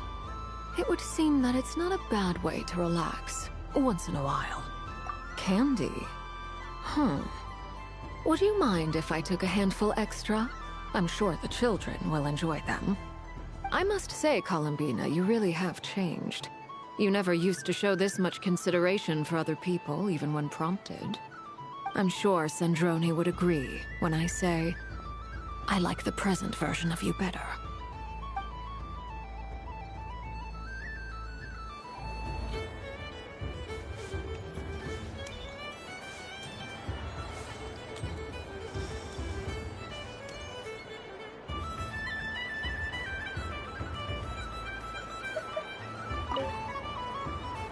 If this were any other day, I'm sure it would make for a great photo opportunity.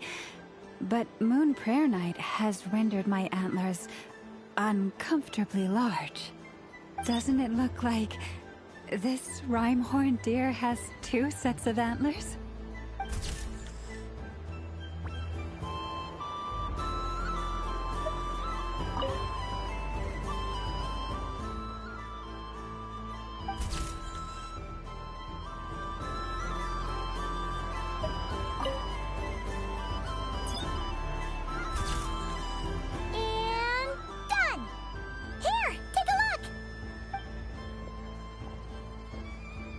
I think it looks quite funny.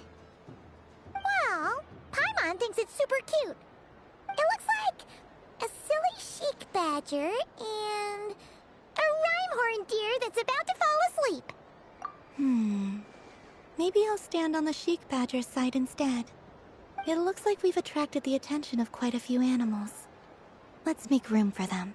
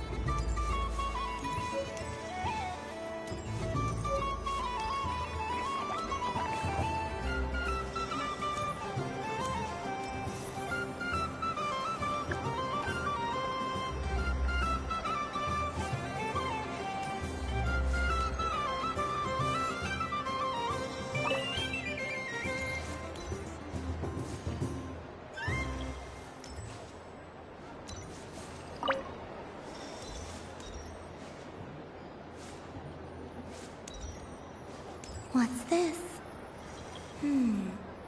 Should I give it a try?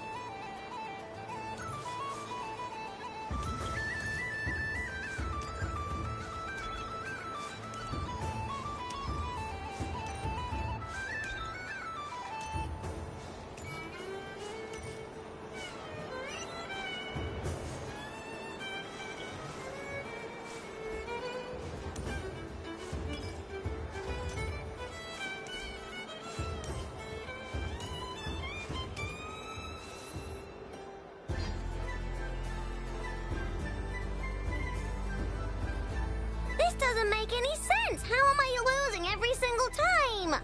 Wait, Inefa, you're cheating, aren't you? Yeah, that must be it. I am not cheating, Aino. Uh-oh, sounds like Inefa's turning into a big baloney bot. I think it's time for some serious maintenance. Moon Goddess, help me. Miss Columbina, Aino is attempting to cheat.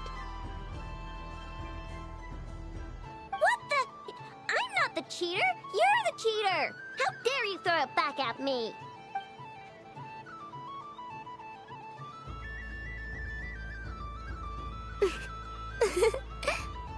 Alright, fine. Let's all laugh at Aino. Just you wait till I get home, because I'm gonna make a game bot that can win 100% of the time. Let's see you laugh when I come back and beat your butts. You'll all have your heads covered in stickers when I'm through with you. We came to check everything was okay after all that yelling, but,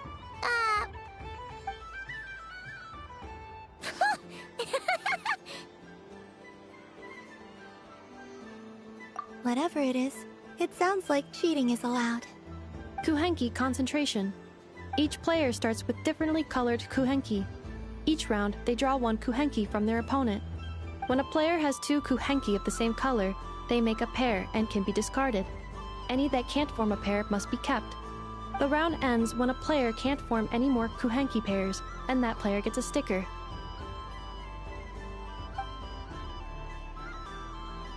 Ooh! Can 4 people play as well? That is fine, so long as the turn order is fixed beforehand. Alrighty then! In that case, the 2 of us will join as one team. Okay, but if you lose, you're both getting stickered. I don't want to hear any excuses. Sure. And if we win? If you win, only one of you gets to sticker someone else. I have taken to calling this. I know logic. Hey, lay off me, alright? Okay, so we're starting the game from scratch again, which means all my stickers so far don't count. Looks like Luanatar is the Kuhenki of honor for this game. Anyway, let's go clockwise, starting from Inafa.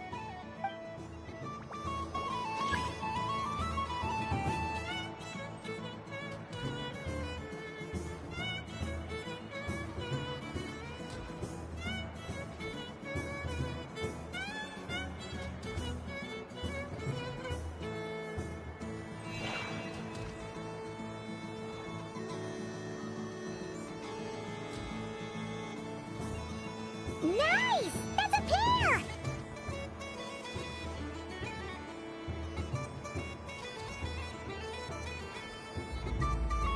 Go, go, fly!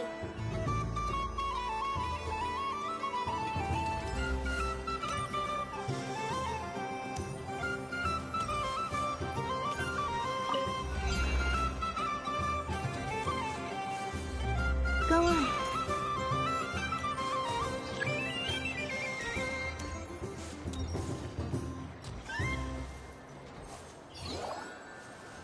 I have a pair.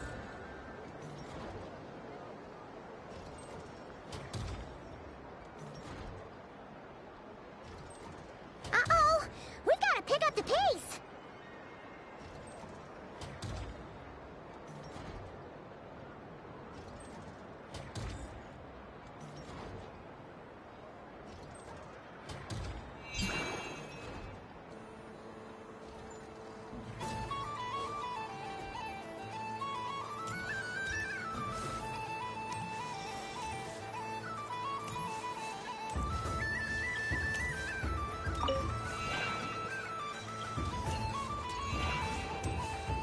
I win.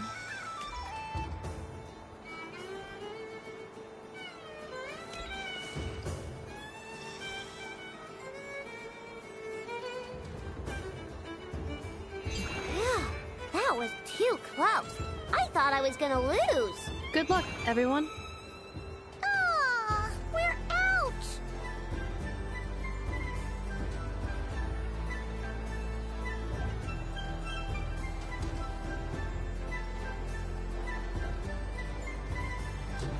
Let me pick a good one.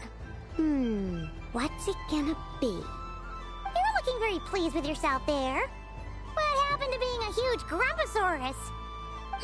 I won. Duh.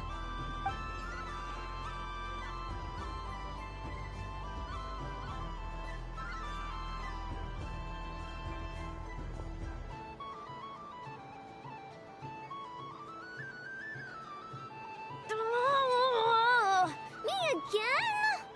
Don't fidget too much, Aino, or the sticker's going to fall off. I don't care. If it falls off, it falls off. If a pair of Kuhenki get discarded, why not a pair of stickers? Huh? Huh?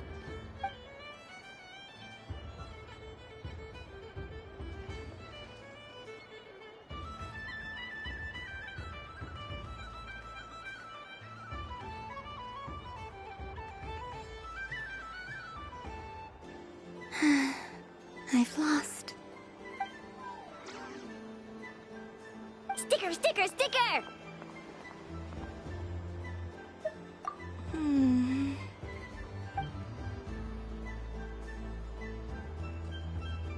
Cute! You think so? Shame. I can't see it for myself.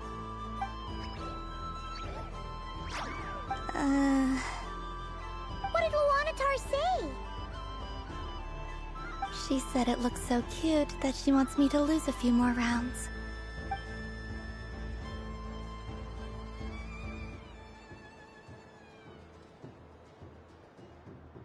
Who put these stickers on Paimon's eyebrows? Ugh, she can barely see! Alright, now, I think we got enough evidence to prove that there's a serious problem here. Yes, I agree as well. The culprit is... Inafa! Culprit? What did I do? Quit acting dumb, Inafa! You're not wriggling your way out of this one. I've been watching you. Not only did you remember whose side Luanatar started at, but every time someone drew a Kuhenki, you were logging it and calculating every last possibility. Which Kuhenki pairs were gone, who had what color Kuhenki in their hand, even our facial expressions. You were keeping track of it the entire time. Exactly! What Aino said! Putting aside the fact that running calculations is not against the game rules, do you have any evidence to support your allegations? But that's not against the rules either. So she admits it. She certainly does. Alright, everyone grab a sticker. It's time to get Nefa back. But... Take that!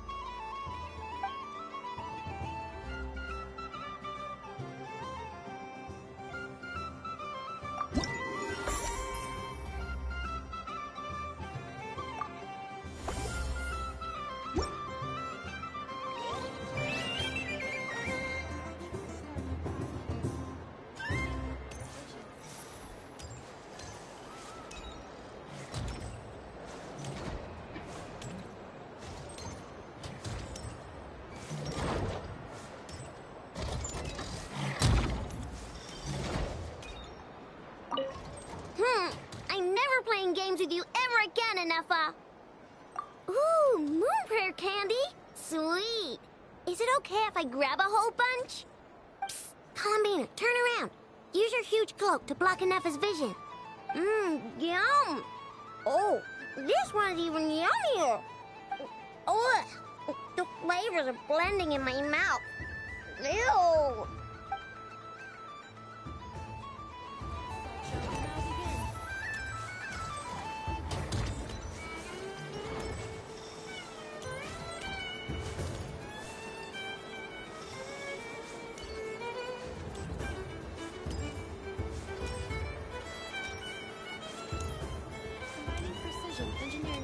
Cooling technology. This high-performance sprinkler fires powerful, controlled balls of water for up to 14 seconds at a time, as well as providing accurate plant watering at range. It can also be used to clean those tough-to-reach areas of the house that Aino cannot get to, no matter how high she jumps. Show us what you can do, Cool Your Jet Stucky. Now that's what I call true power. What a demonstration.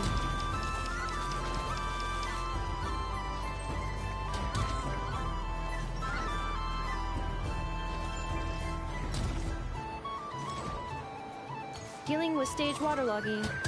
Task complete.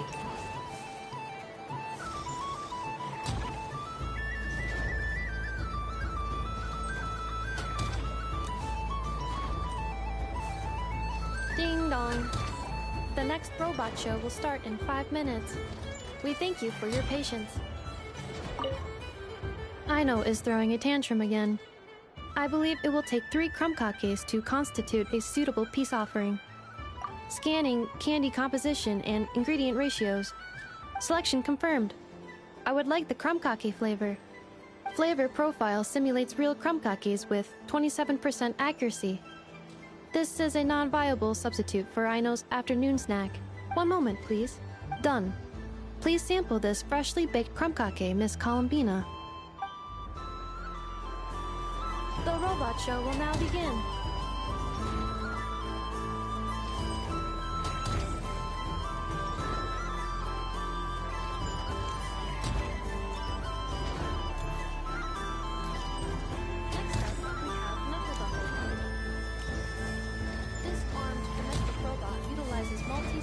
Fusion technology to provide 24-hour security and environmental parameter monitoring. Duster mode redefines the meaning of dusting, providing our companions with a holistic, thorough, and effective cleaning service for the long term. Take it away, Knuckle Buckle.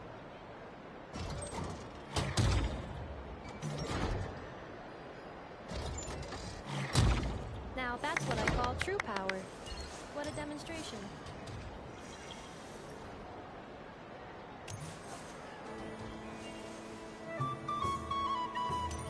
Clearing stage of Kuvaki stamping die. Task complete.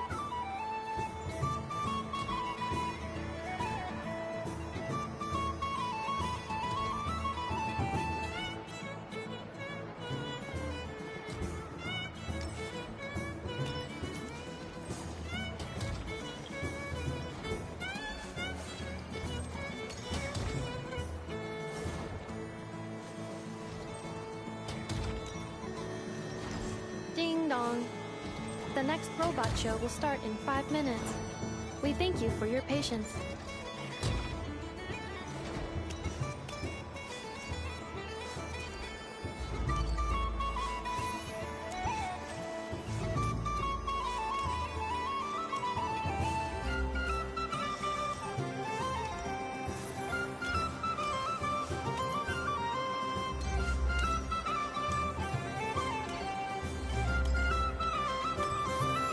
I'm gonna come back a whole lot stronger.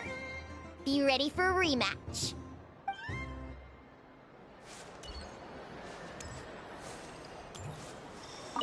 What's there to see on that moon anyway?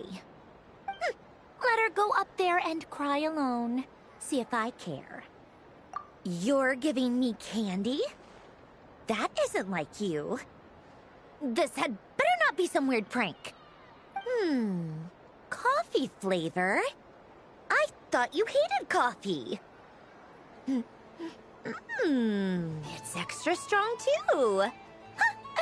You didn't do all this just for me, did you? Hey! Don't take it away! I never said I didn't want it. I mean, you can't unmake the candy now.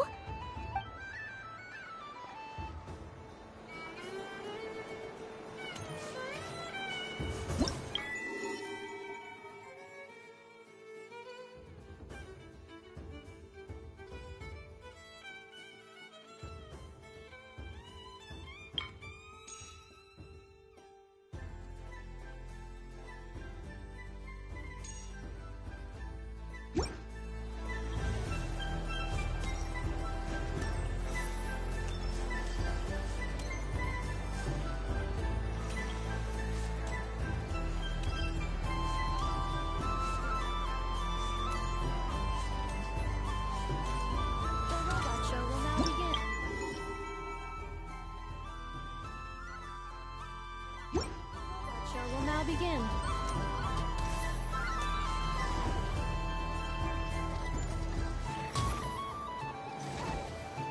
Now, let's see what Crumb Clink 70% Sweet can do for you.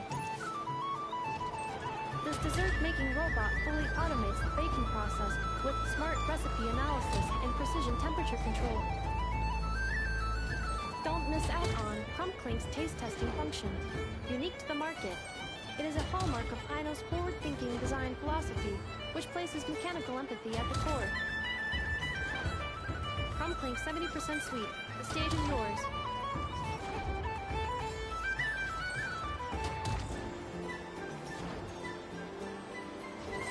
Now that's what I call true power. What a demonstration. Converting excess desserts into energy.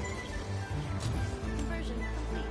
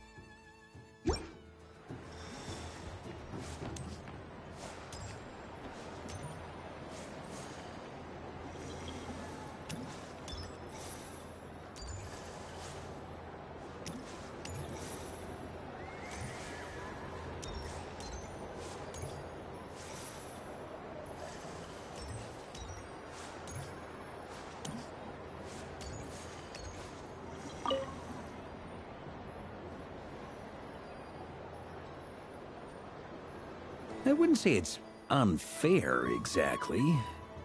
I mean, your voice goes right into people's heads. How would you explain that to the kids? You can't just explain it away as magic. Is something the matter? Ah, Miss Columbina! No, nothing you need to worry yourself about. Impeccable timing. Stick around for a second, Miss Columbina. I need your input on something. This self-proclaimed Knight of Justice has yet to give me a satisfactory answer. I, for one, would like to hear your verdict on the matter. Hey, now, I left the flagship just to help you out, Miss Nicole. What's going on? So Alice and I are both using long-range remote control spells that work on similar principles, allowing us to attend this festive fair in Dodeco form. Sorry, let me backtrack a little. While similar, there are some key differences.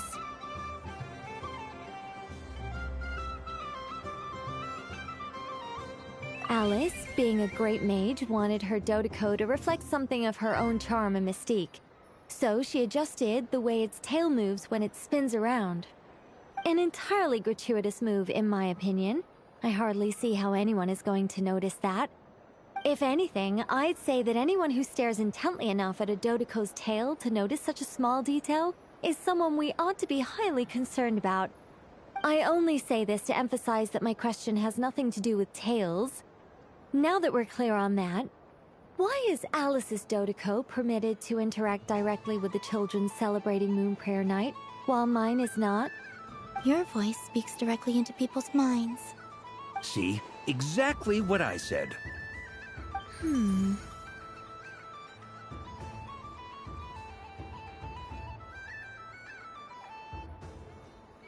Miss Nicole? Ugh, I can't stand it. I know that probably makes me sound like a whiny child acting out in front of their parents. And it's a little embarrassing now that I think about it.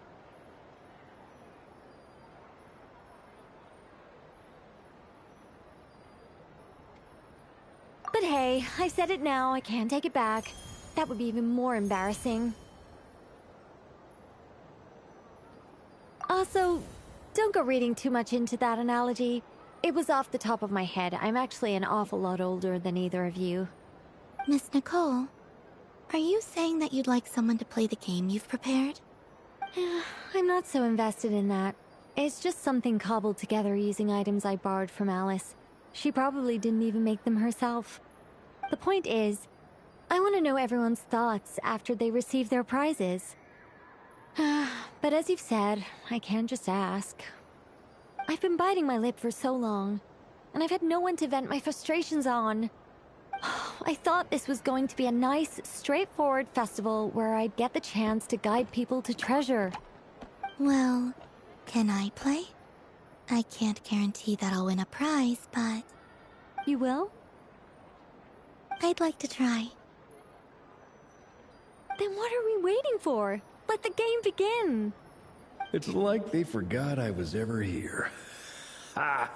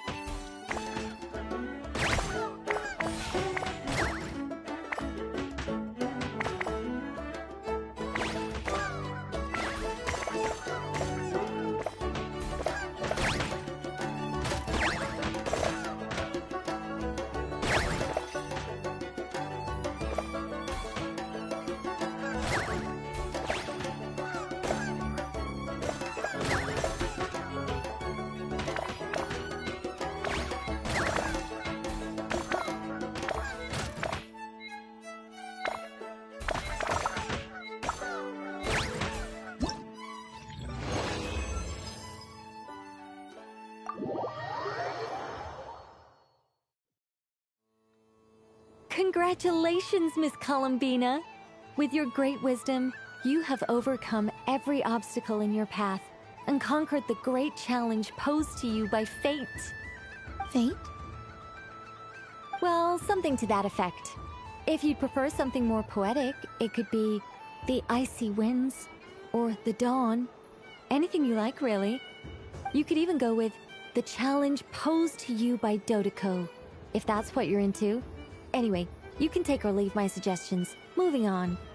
All my hopes are now resting on this. Can I open it now? Stop teasing me. Please, I'm begging you. No more talk. Just open it. Wow. What a lovely sculpture. Classic and cute at the same time. Thank you, Miss Nicole. I'll always treasure it. Ah, there we go. Music to my ears. You have my sincerest gratitude, Miss Columbina. Thank you for sharing your precious time with me and fulfilling my wish. Don't mention it. You've all done much to help me. And still, I'm the one receiving all these gifts.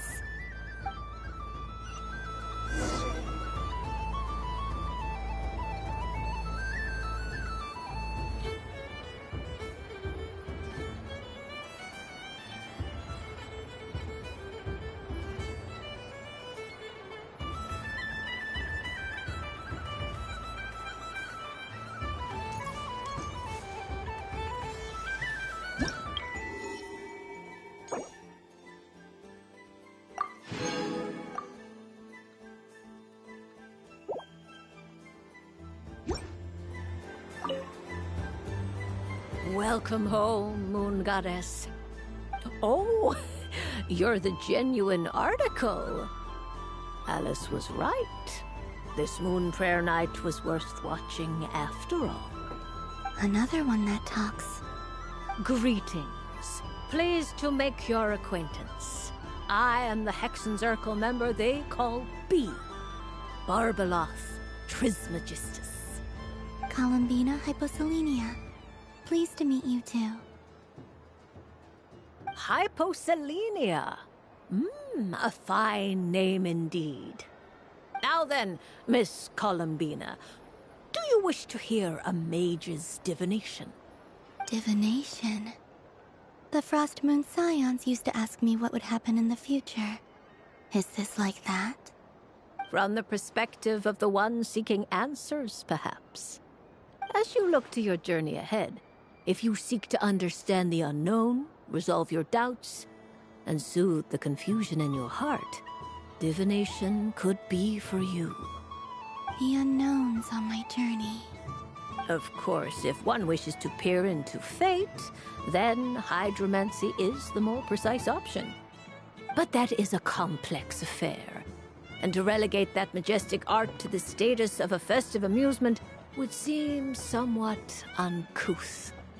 Besides, it is sometimes better to not know fate with great certainty. Hence, I shall use the suitably festive Luna Arcana to tell your fortune instead. It is more popular with the youth in any case. Lunar Arcana. Indeed. Unlike hydromancy, this will only display possibilities and trends. People like to think of themselves as creatures of agency and free will.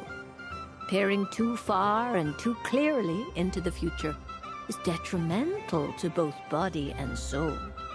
I'd like to give it a try. Of course you may. Come then, take a seat, Miss Columbina. Before we begin, are there any specific questions you would like to ask? Let's stick to general possibilities and trends, like you suggested. Ah, very well. Then I shall use the basic Lunar Arcana deck. Now, try to relax. Cast your mind upon the things you have experienced and the things you are soon to experience.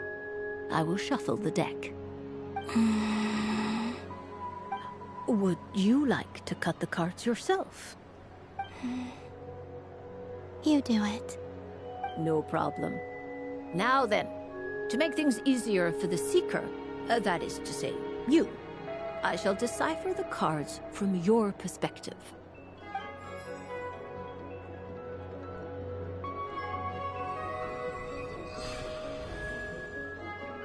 Please, draw the first lunar arcana. This represents destiny and is the foundation for the divination as a whole. Now, draw your second card. This will stand for the past, the sum of all your experiences that have come before. And now the third arcana. This is the present, your interpretation of the current moment. Finally, the last card. This shall speak of the future, which... Oh. Kuvaki Pulse? Fascinating. I've never encountered this before in my role as a diviner. Something has exerted an influence upon this card, causing it to leave its designated position. What do you make of this, Miss Columbina? Perhaps this is the guiding hand of fate in action. Of course, if you wish, you can choose to deny the validity of this card and draw the future for yourself. No, it's fine. Let's go with this one. A bold decision. I must say I'm looking forward to the results. Well then, let us flip the lunar arcana in sequence and see what emerges. Sure. First, destiny. No surprises here.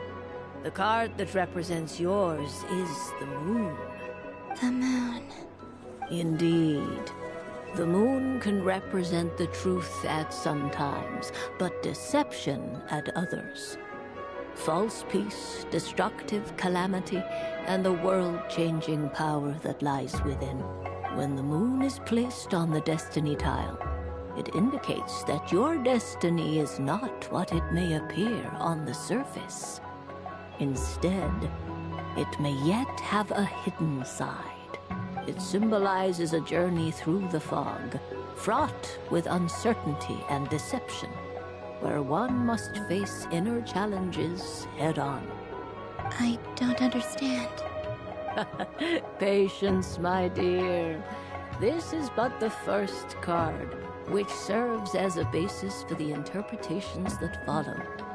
Our divination will only grow clearer from here on out. Now then, flip the second card, the one that speaks for the past.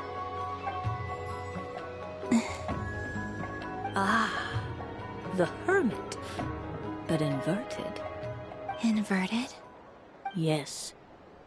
The Hermit symbolizes solitude, introspection, and the pursuit of truth. When inverted, it represents isolation, truth out of reach, and a path that leads one astray. Combined with the moon as one's destiny, the Hermit inverted represents a choice you made to stand alone in the past. It was a choice made not out of fear or arrogance, but for reasons that others could not perceive. You fumbled through the darkness without a guide, but you did not find your way. Rather, you went astray. More than once, it would seem. Is this about how I became Kutar despite not wishing to become a god? And how I joined the Fatui because I yearned for a place to belong? I suspect only you know the answer to this question. All is not lost. The past is in the past, and so it shall remain. Shall we look into the present now?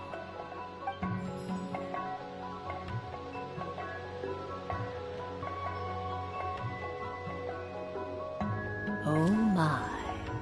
The lovers. One of the most interesting Luna Arcana. What does this one mean? This means that you have had an unprecedented emotional experience. The joy of finding your soul becoming intertwined with that of another. A precious and wonderful thing indeed. It's true. I've made a lot of friends recently, and they are very good to me. I like them a lot. That sounds lovely. I am most delighted for you.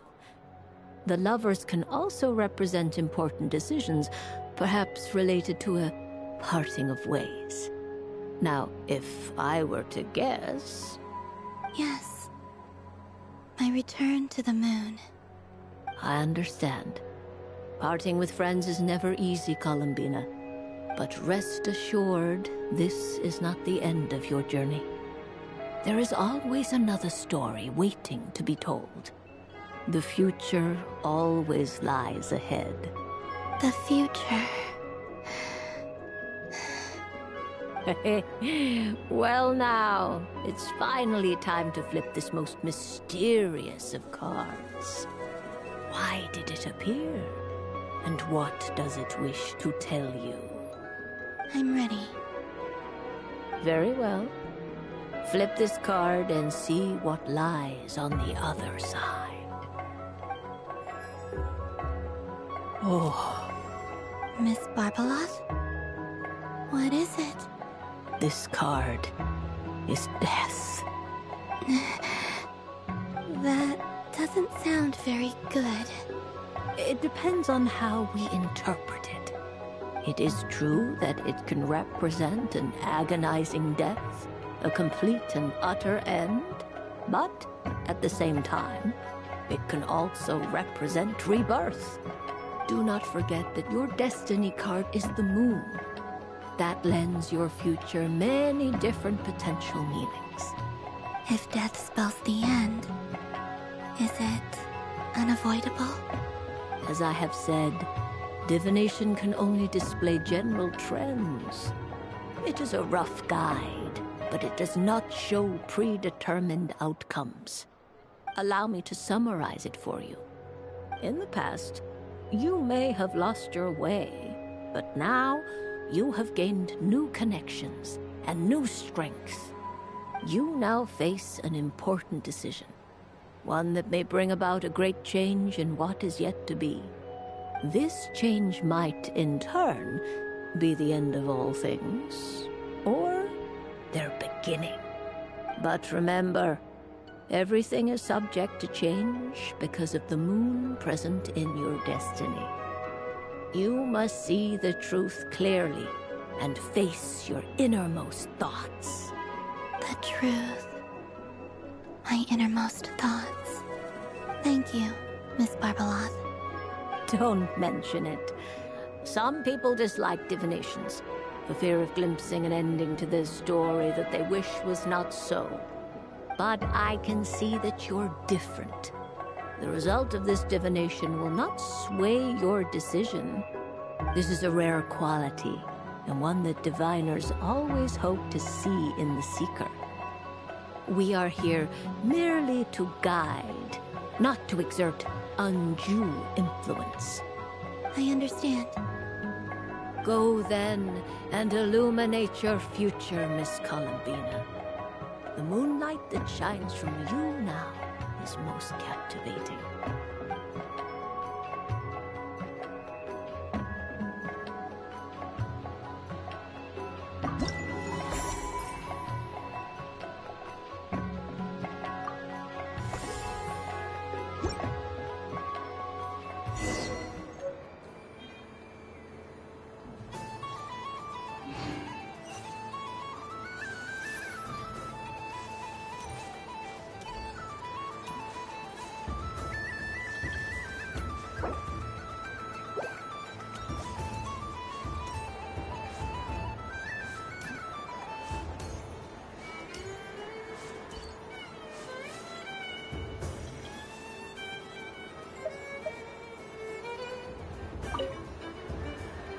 Welcome home, Moon Goddess. Would you like to try on some animal-themed headwear? Which one should I try? Should I keep wearing it?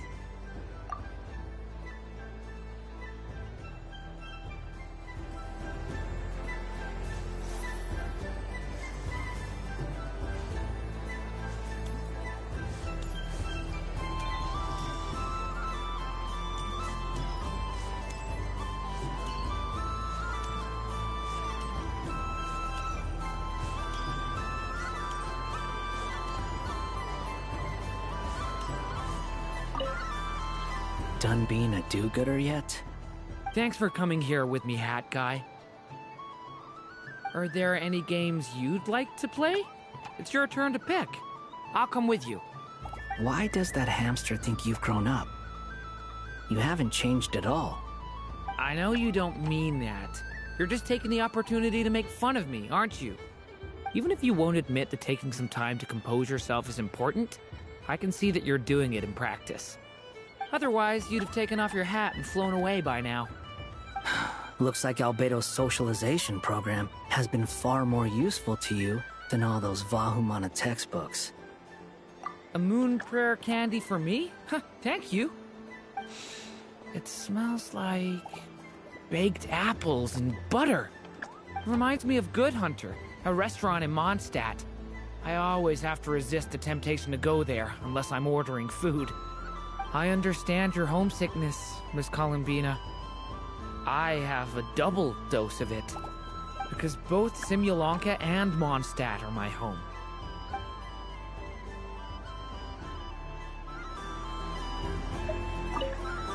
Done being a do-gooder yet? Thanks for coming here with me, Hat. Are there any games you'd... Why does that hamster think... I know you don't mean that. Even if you won't admit the take... Otherwise, you'd have taken off your hat... Looks like Albedo's socialization program. I thought you'd actually spend your precious time doing something more worthwhile. Everyone has to take one? Well, fine. I'll take mine.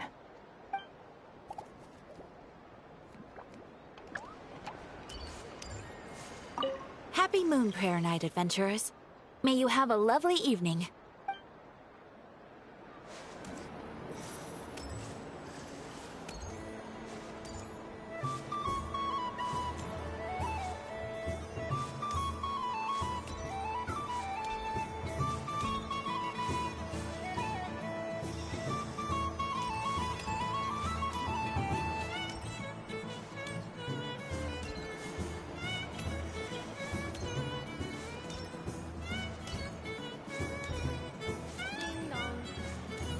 Robot show will start in 5 minutes.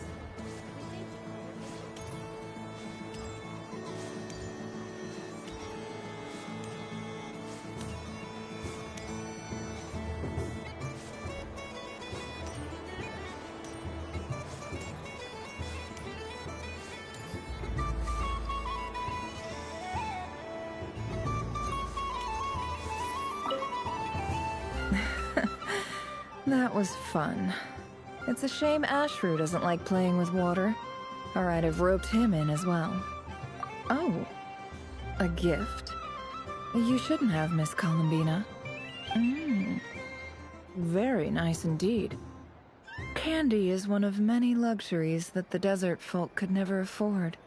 How I yearned for candy when I could not have it. Yet, now that it is readily available to me, I never seem to crave it. May your moon prayer night be one free from regrets.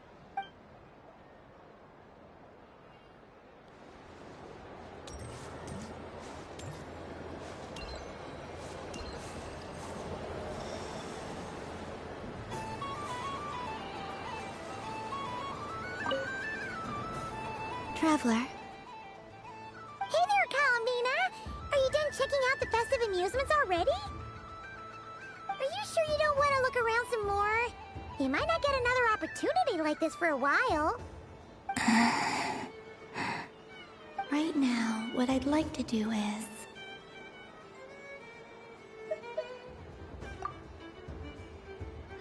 Oh! Candy for us? Thanks a bunch, Columbina!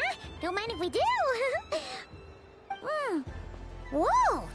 This one's intense! But it's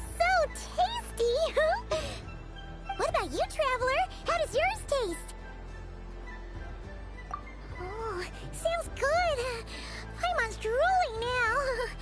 Are there any more Smatna candies in the box? Yes, I believe so. Okay, gotcha. Let's see. Sure. This one, and yep, this one looks right too. Okay, that's 3. Here we go. 1 per person. It's so sweet.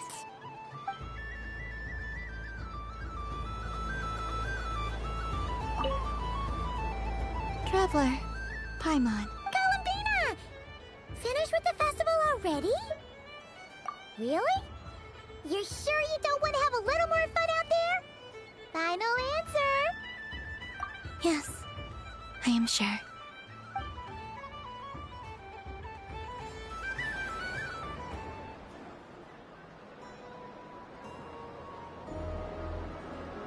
This was the most fun I've ever had on a moon prayer night.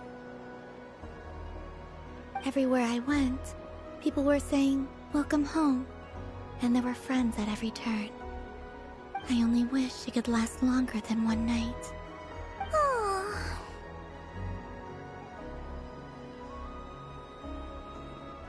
Yes, you're right. The moon prayer blossoms. Ooh, look! Look! Moon prayer night has come.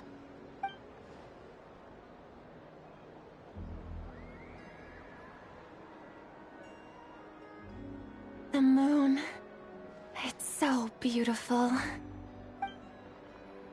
Happy Moon Prayer Night, dear. Happy Moon Prayer Night!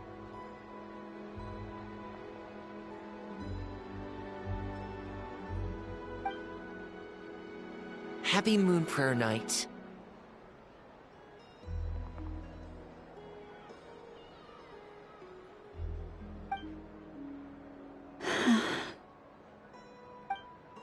Aww. Huh.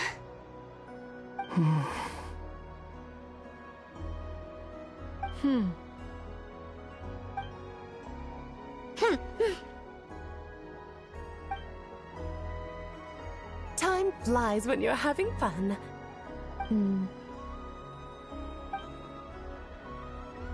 Oh. Looks like the time has come. Columbina. You're heading off, then? Yes, to the ruins you mentioned. And from there, back home to the moon. Wait! I know? At least... Take one of our craft shop's crumb cookies up to the moon with you. You know, for a snack. Sure. Why not? The Curatorium of Secrets believes in proper farewells. No story should be left without a satisfactory endnote. Never. Farewells are an important affair for the Ratniki, too. We never know when we might meet again. Haha!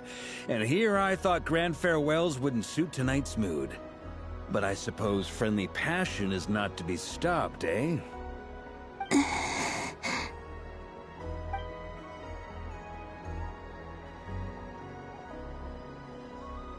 We made a little something for you, Columbina.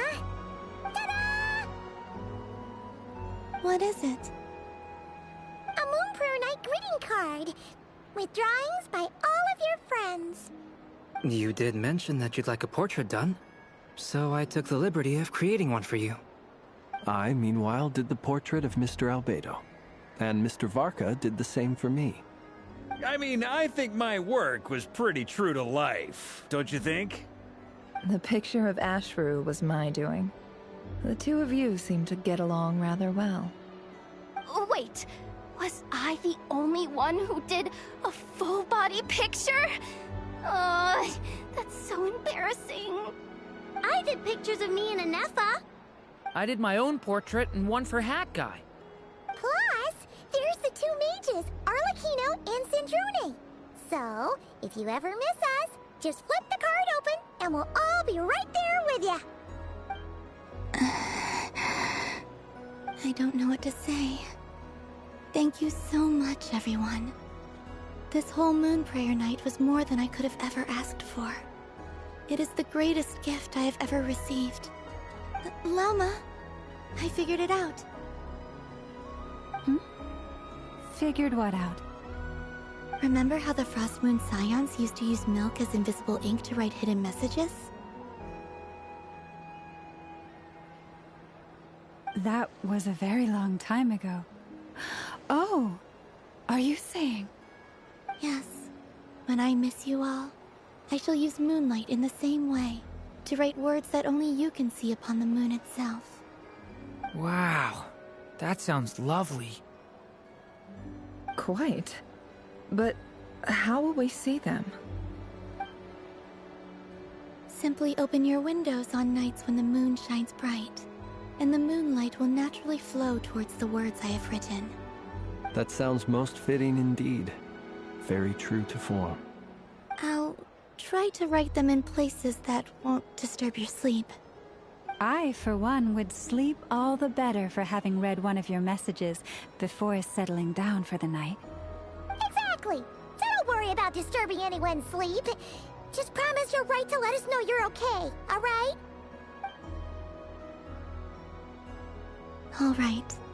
I promise.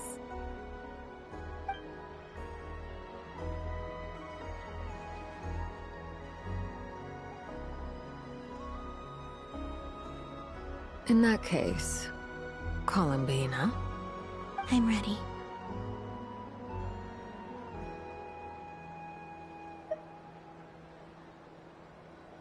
Very well. Let's go.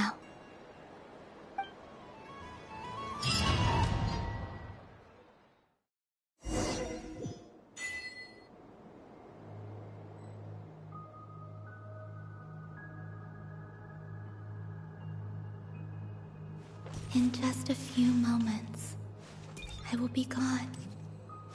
I still don't know what to expect on the moon. Will I really be able to send messages to my friends? The Kuhenki, the animals of Nod Krai. I'll never get to see them again. I wonder where I'll be when the next moon prayer night comes.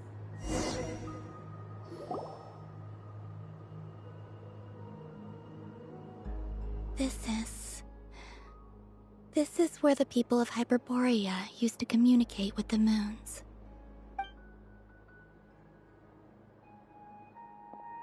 Eternal moon, frost moon, iridescent moon. When the power of all three converge, the gate to the moons shall open. Moon marrow preparations are complete. Only the final step remains.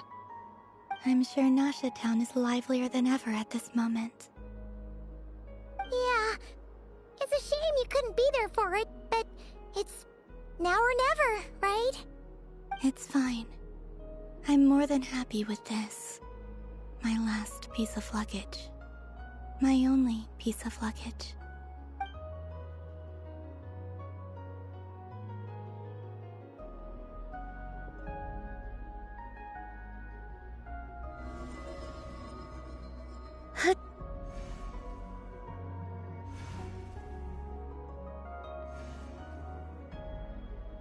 I can already feel the moon calling to me.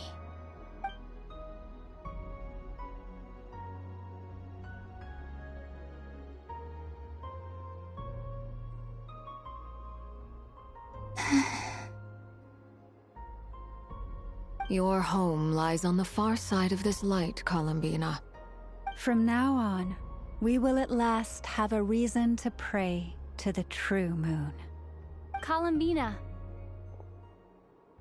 Yes? I'm listening. Be sure to come back and see us when you get the chance.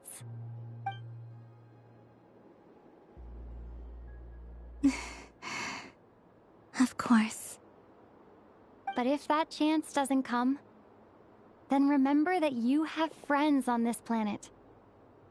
People who will miss Columbina. Yes, I will. Thank you for everything you've done for me. And remember, come night or day, the moonlight shall always connect us. Well then, farewell, my friends.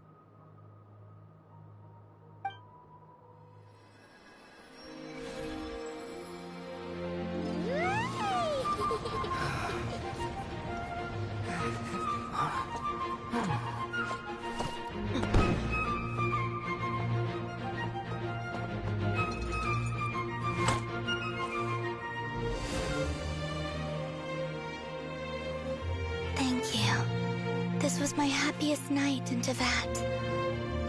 Farewell, Columbina.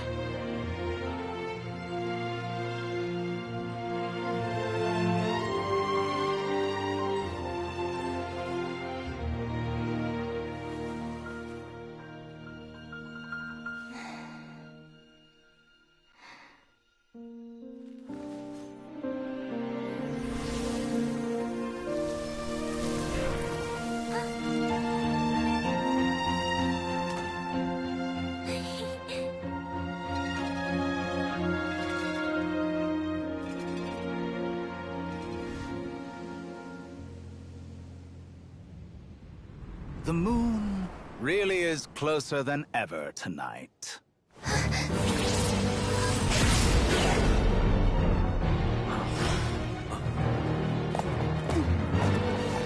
Columbina.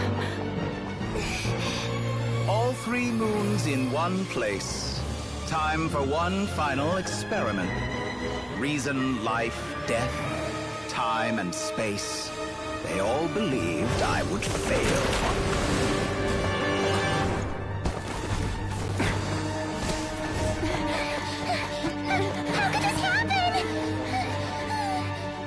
But Teyvat's primordial power never did belong to the throne of heaven.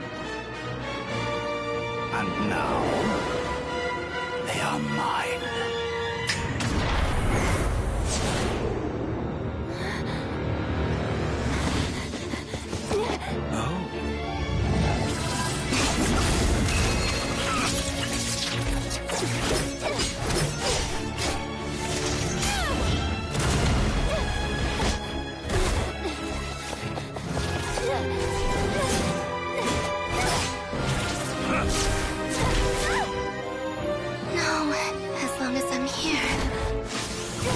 Is free to wield the 3 moons' power.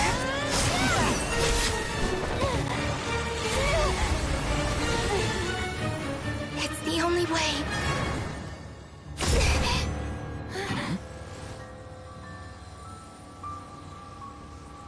I guess I won't be going home today.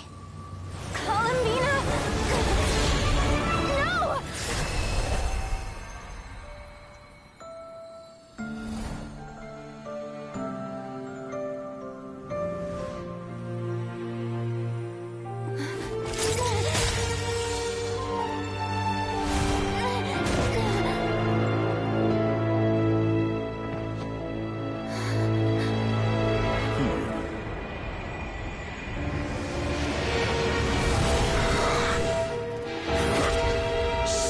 World, do not try to control me!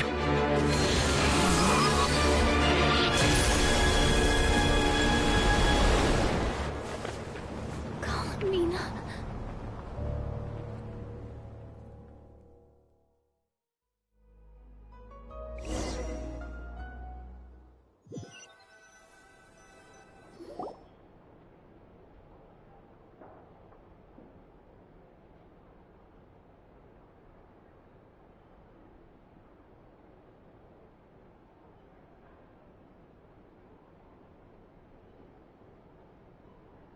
Are you all right?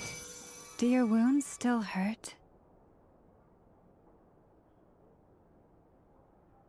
I had someone prepare a little medicine that could prove effective. Take it if you need to.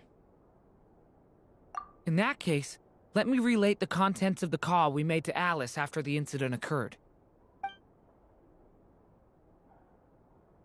That Dottore is a crafty one.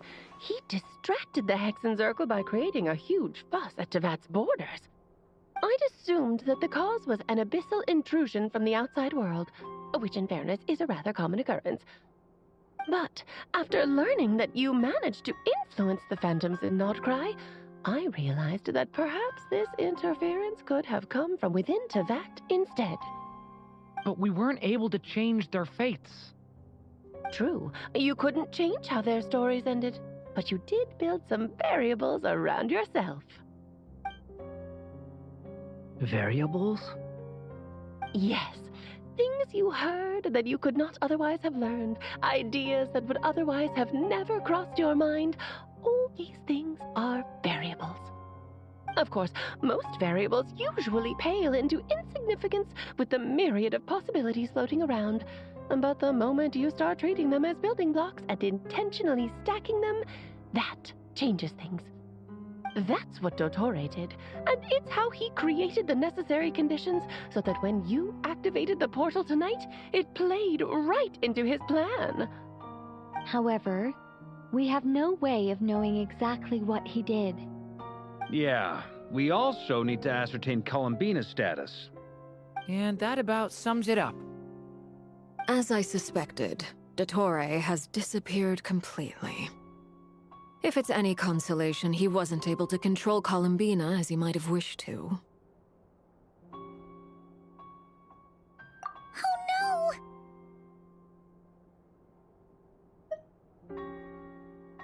What? She did what? All we saw was Dottore appeared and used some kind of power. The next thing we knew, he and Columbina were gone and you were falling into the sea.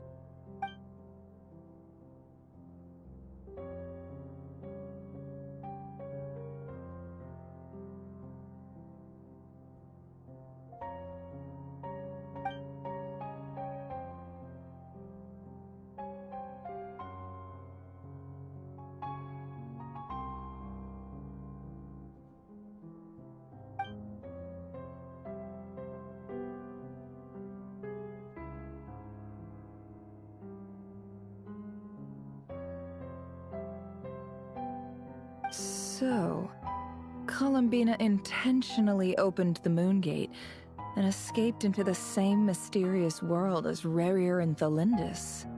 Sounds like bad news.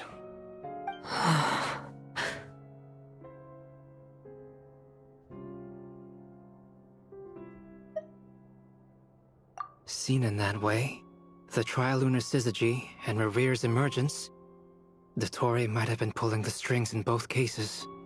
According to Miss Alice, he is attempting to transcend his destiny and finish an experiment that only a god might complete. An utter lunatic. Wait a sec, where's Hat Guy? Seems like he'd want to be here for this. He took off with the Dodo communication device after we spoke to Alice. He said he had a hunch that he wanted to investigate by himself. The look on his face was terrifying. I've never seen him like that before.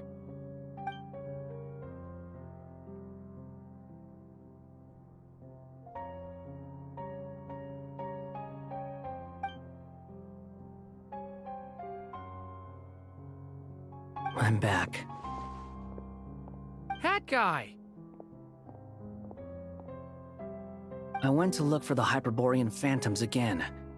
I think I've gotten to the bottom of it. I got them to talk to Nicole on the other end of the communications line. Turns out, the history they describe is different from how Nicole remembers it. Really? But how? Surely Nicole can't have been wrong. Because the phantoms are the ones who are deceived. They speak of a savior who appeared in their history. One who never should have existed. This savior promised to create a new moon within the false sky, and even bring back their moon goddesses. Foolishly, they believed in him. and told him everything he wanted to know about the moons.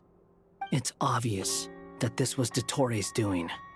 Now you mention it, the first time we entered the Hyperborean ruins, we heard the phantoms discussing their history, and I remember Nicole commenting that something sounded a little strange. But Dottori shouldn't have been able to get in there in the first place! He didn't. Nicole said that this was an anomalous state triggered by disruptions in the causal connections between phantoms from the same era. The variables that Dottori put in place were substantial enough that they even affected phantoms that he never met.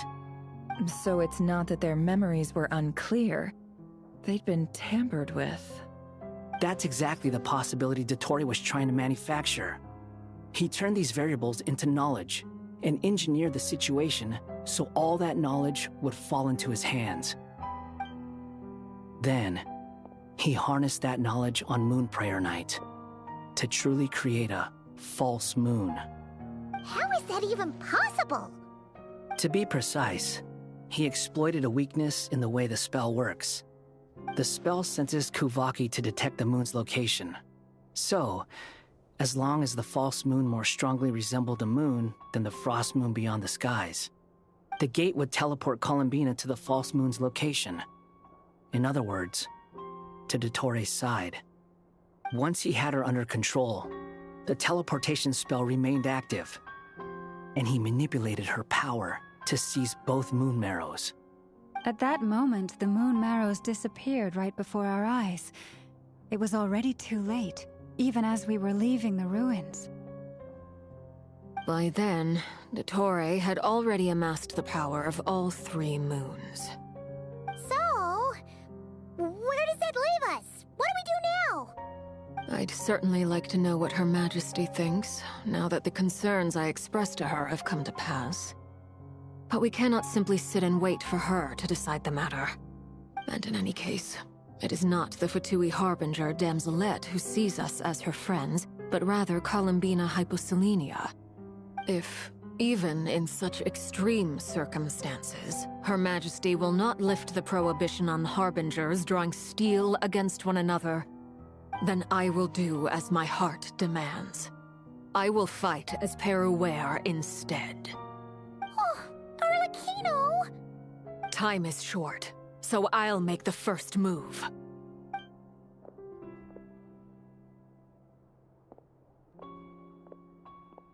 Whew. Even Arlecchino seems to be losing her cool now.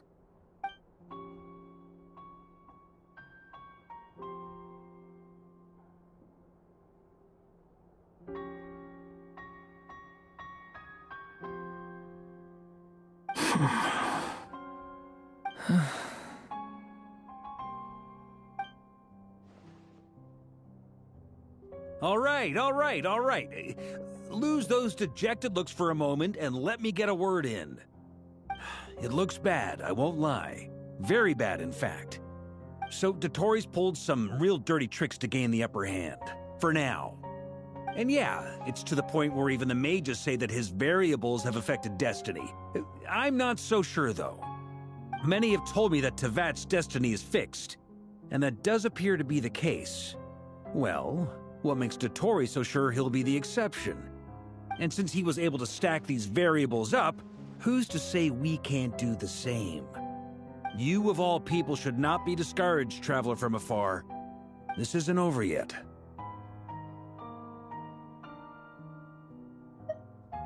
And you're not alone in that. Everyone here does, whether they've spoken thus far or not. But none of us are the type to sit back and wait for the sun to shine again. That's exactly how a knight should roll. If they knock you down, you get back up and get back in it. Don't forget, Honorary Knight, you're a legitimate member of Mondstadt too. Mark is right. This is far from over. Dottori's already way overdue a butt-kicking given his past shenanigans. And after this, he's earned himself a double dose. That's what I'm talking about. How's everyone else feeling?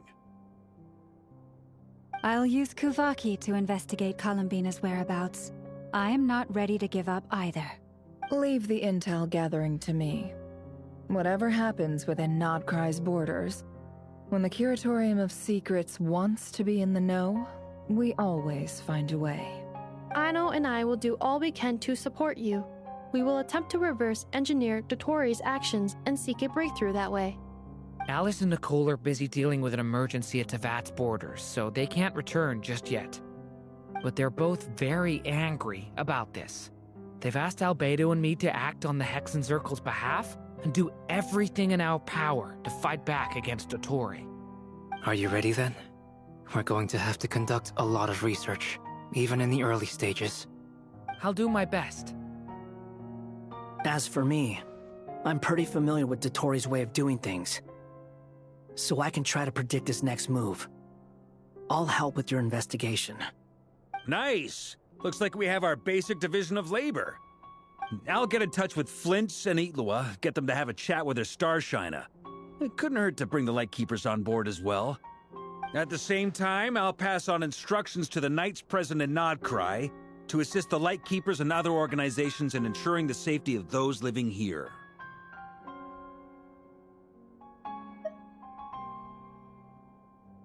Yeah!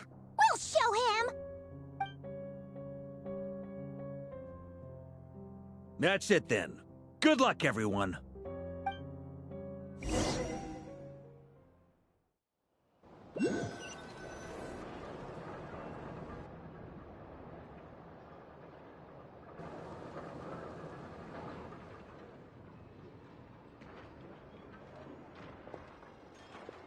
I never thought that Columbina would become my real name.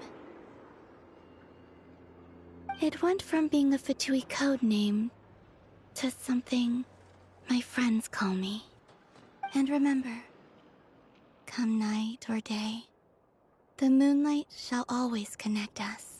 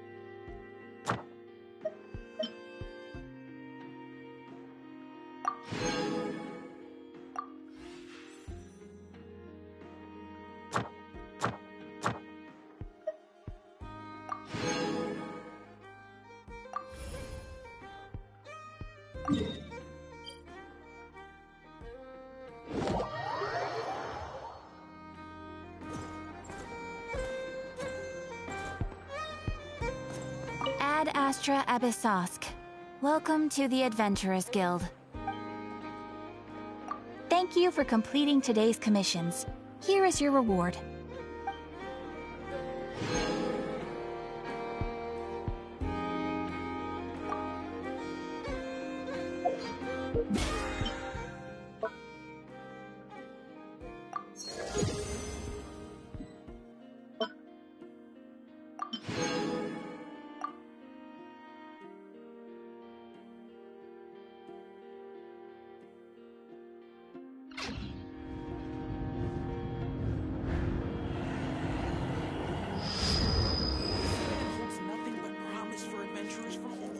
life. Wouldn't you?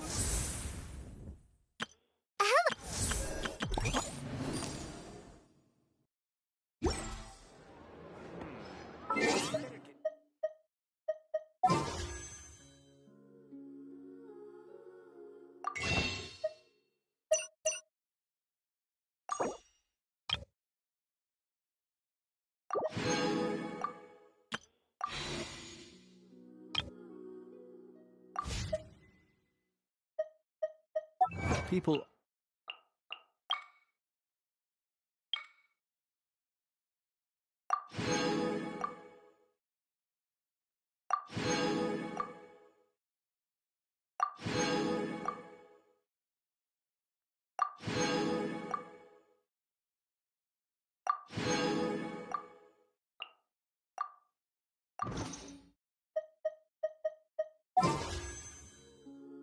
Not.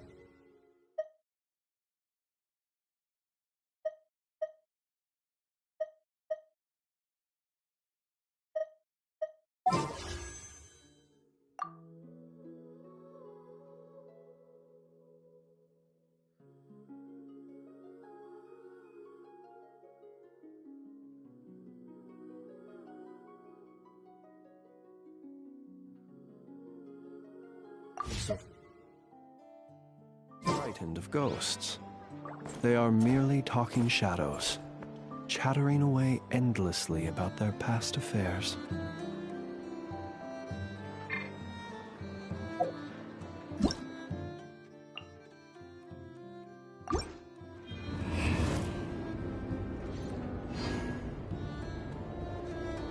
This land holds nothing but promise for adventurers from all walks of life. Wouldn't you agree?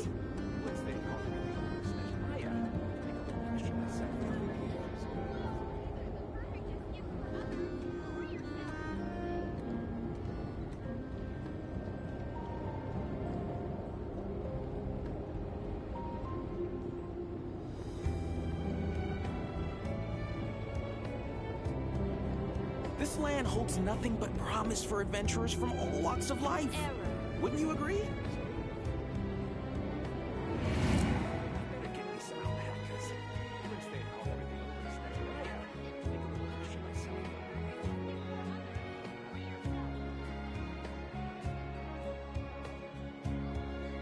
Let us have a modicum of patience for the richness and complexity of humanity. This land holds The nothing but wanton promise cruelty for of the adventurers few from is all walks not of worth life. our ire. Wouldn't you agree?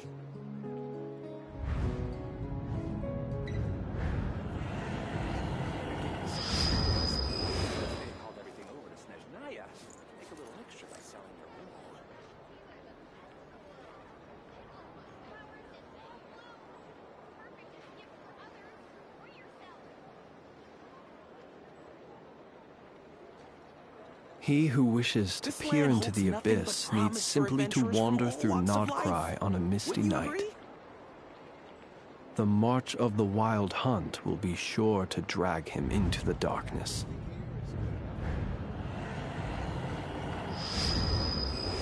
Better get me some alpacas.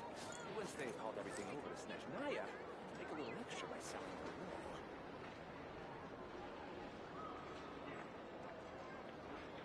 This land holds nothing but promise for adventurers from all walks of life.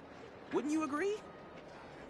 Let us have a modicum of patience for the richness and complexity of humanity. The wanton cruelty of the few is not worth our ire.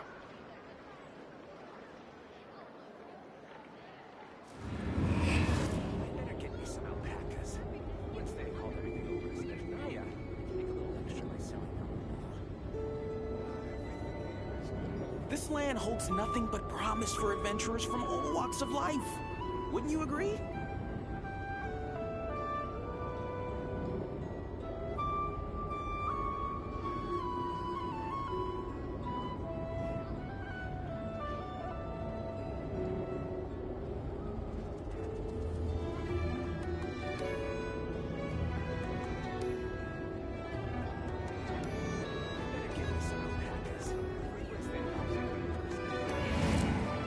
This land holds nothing but promise for adventurers from all walks of life.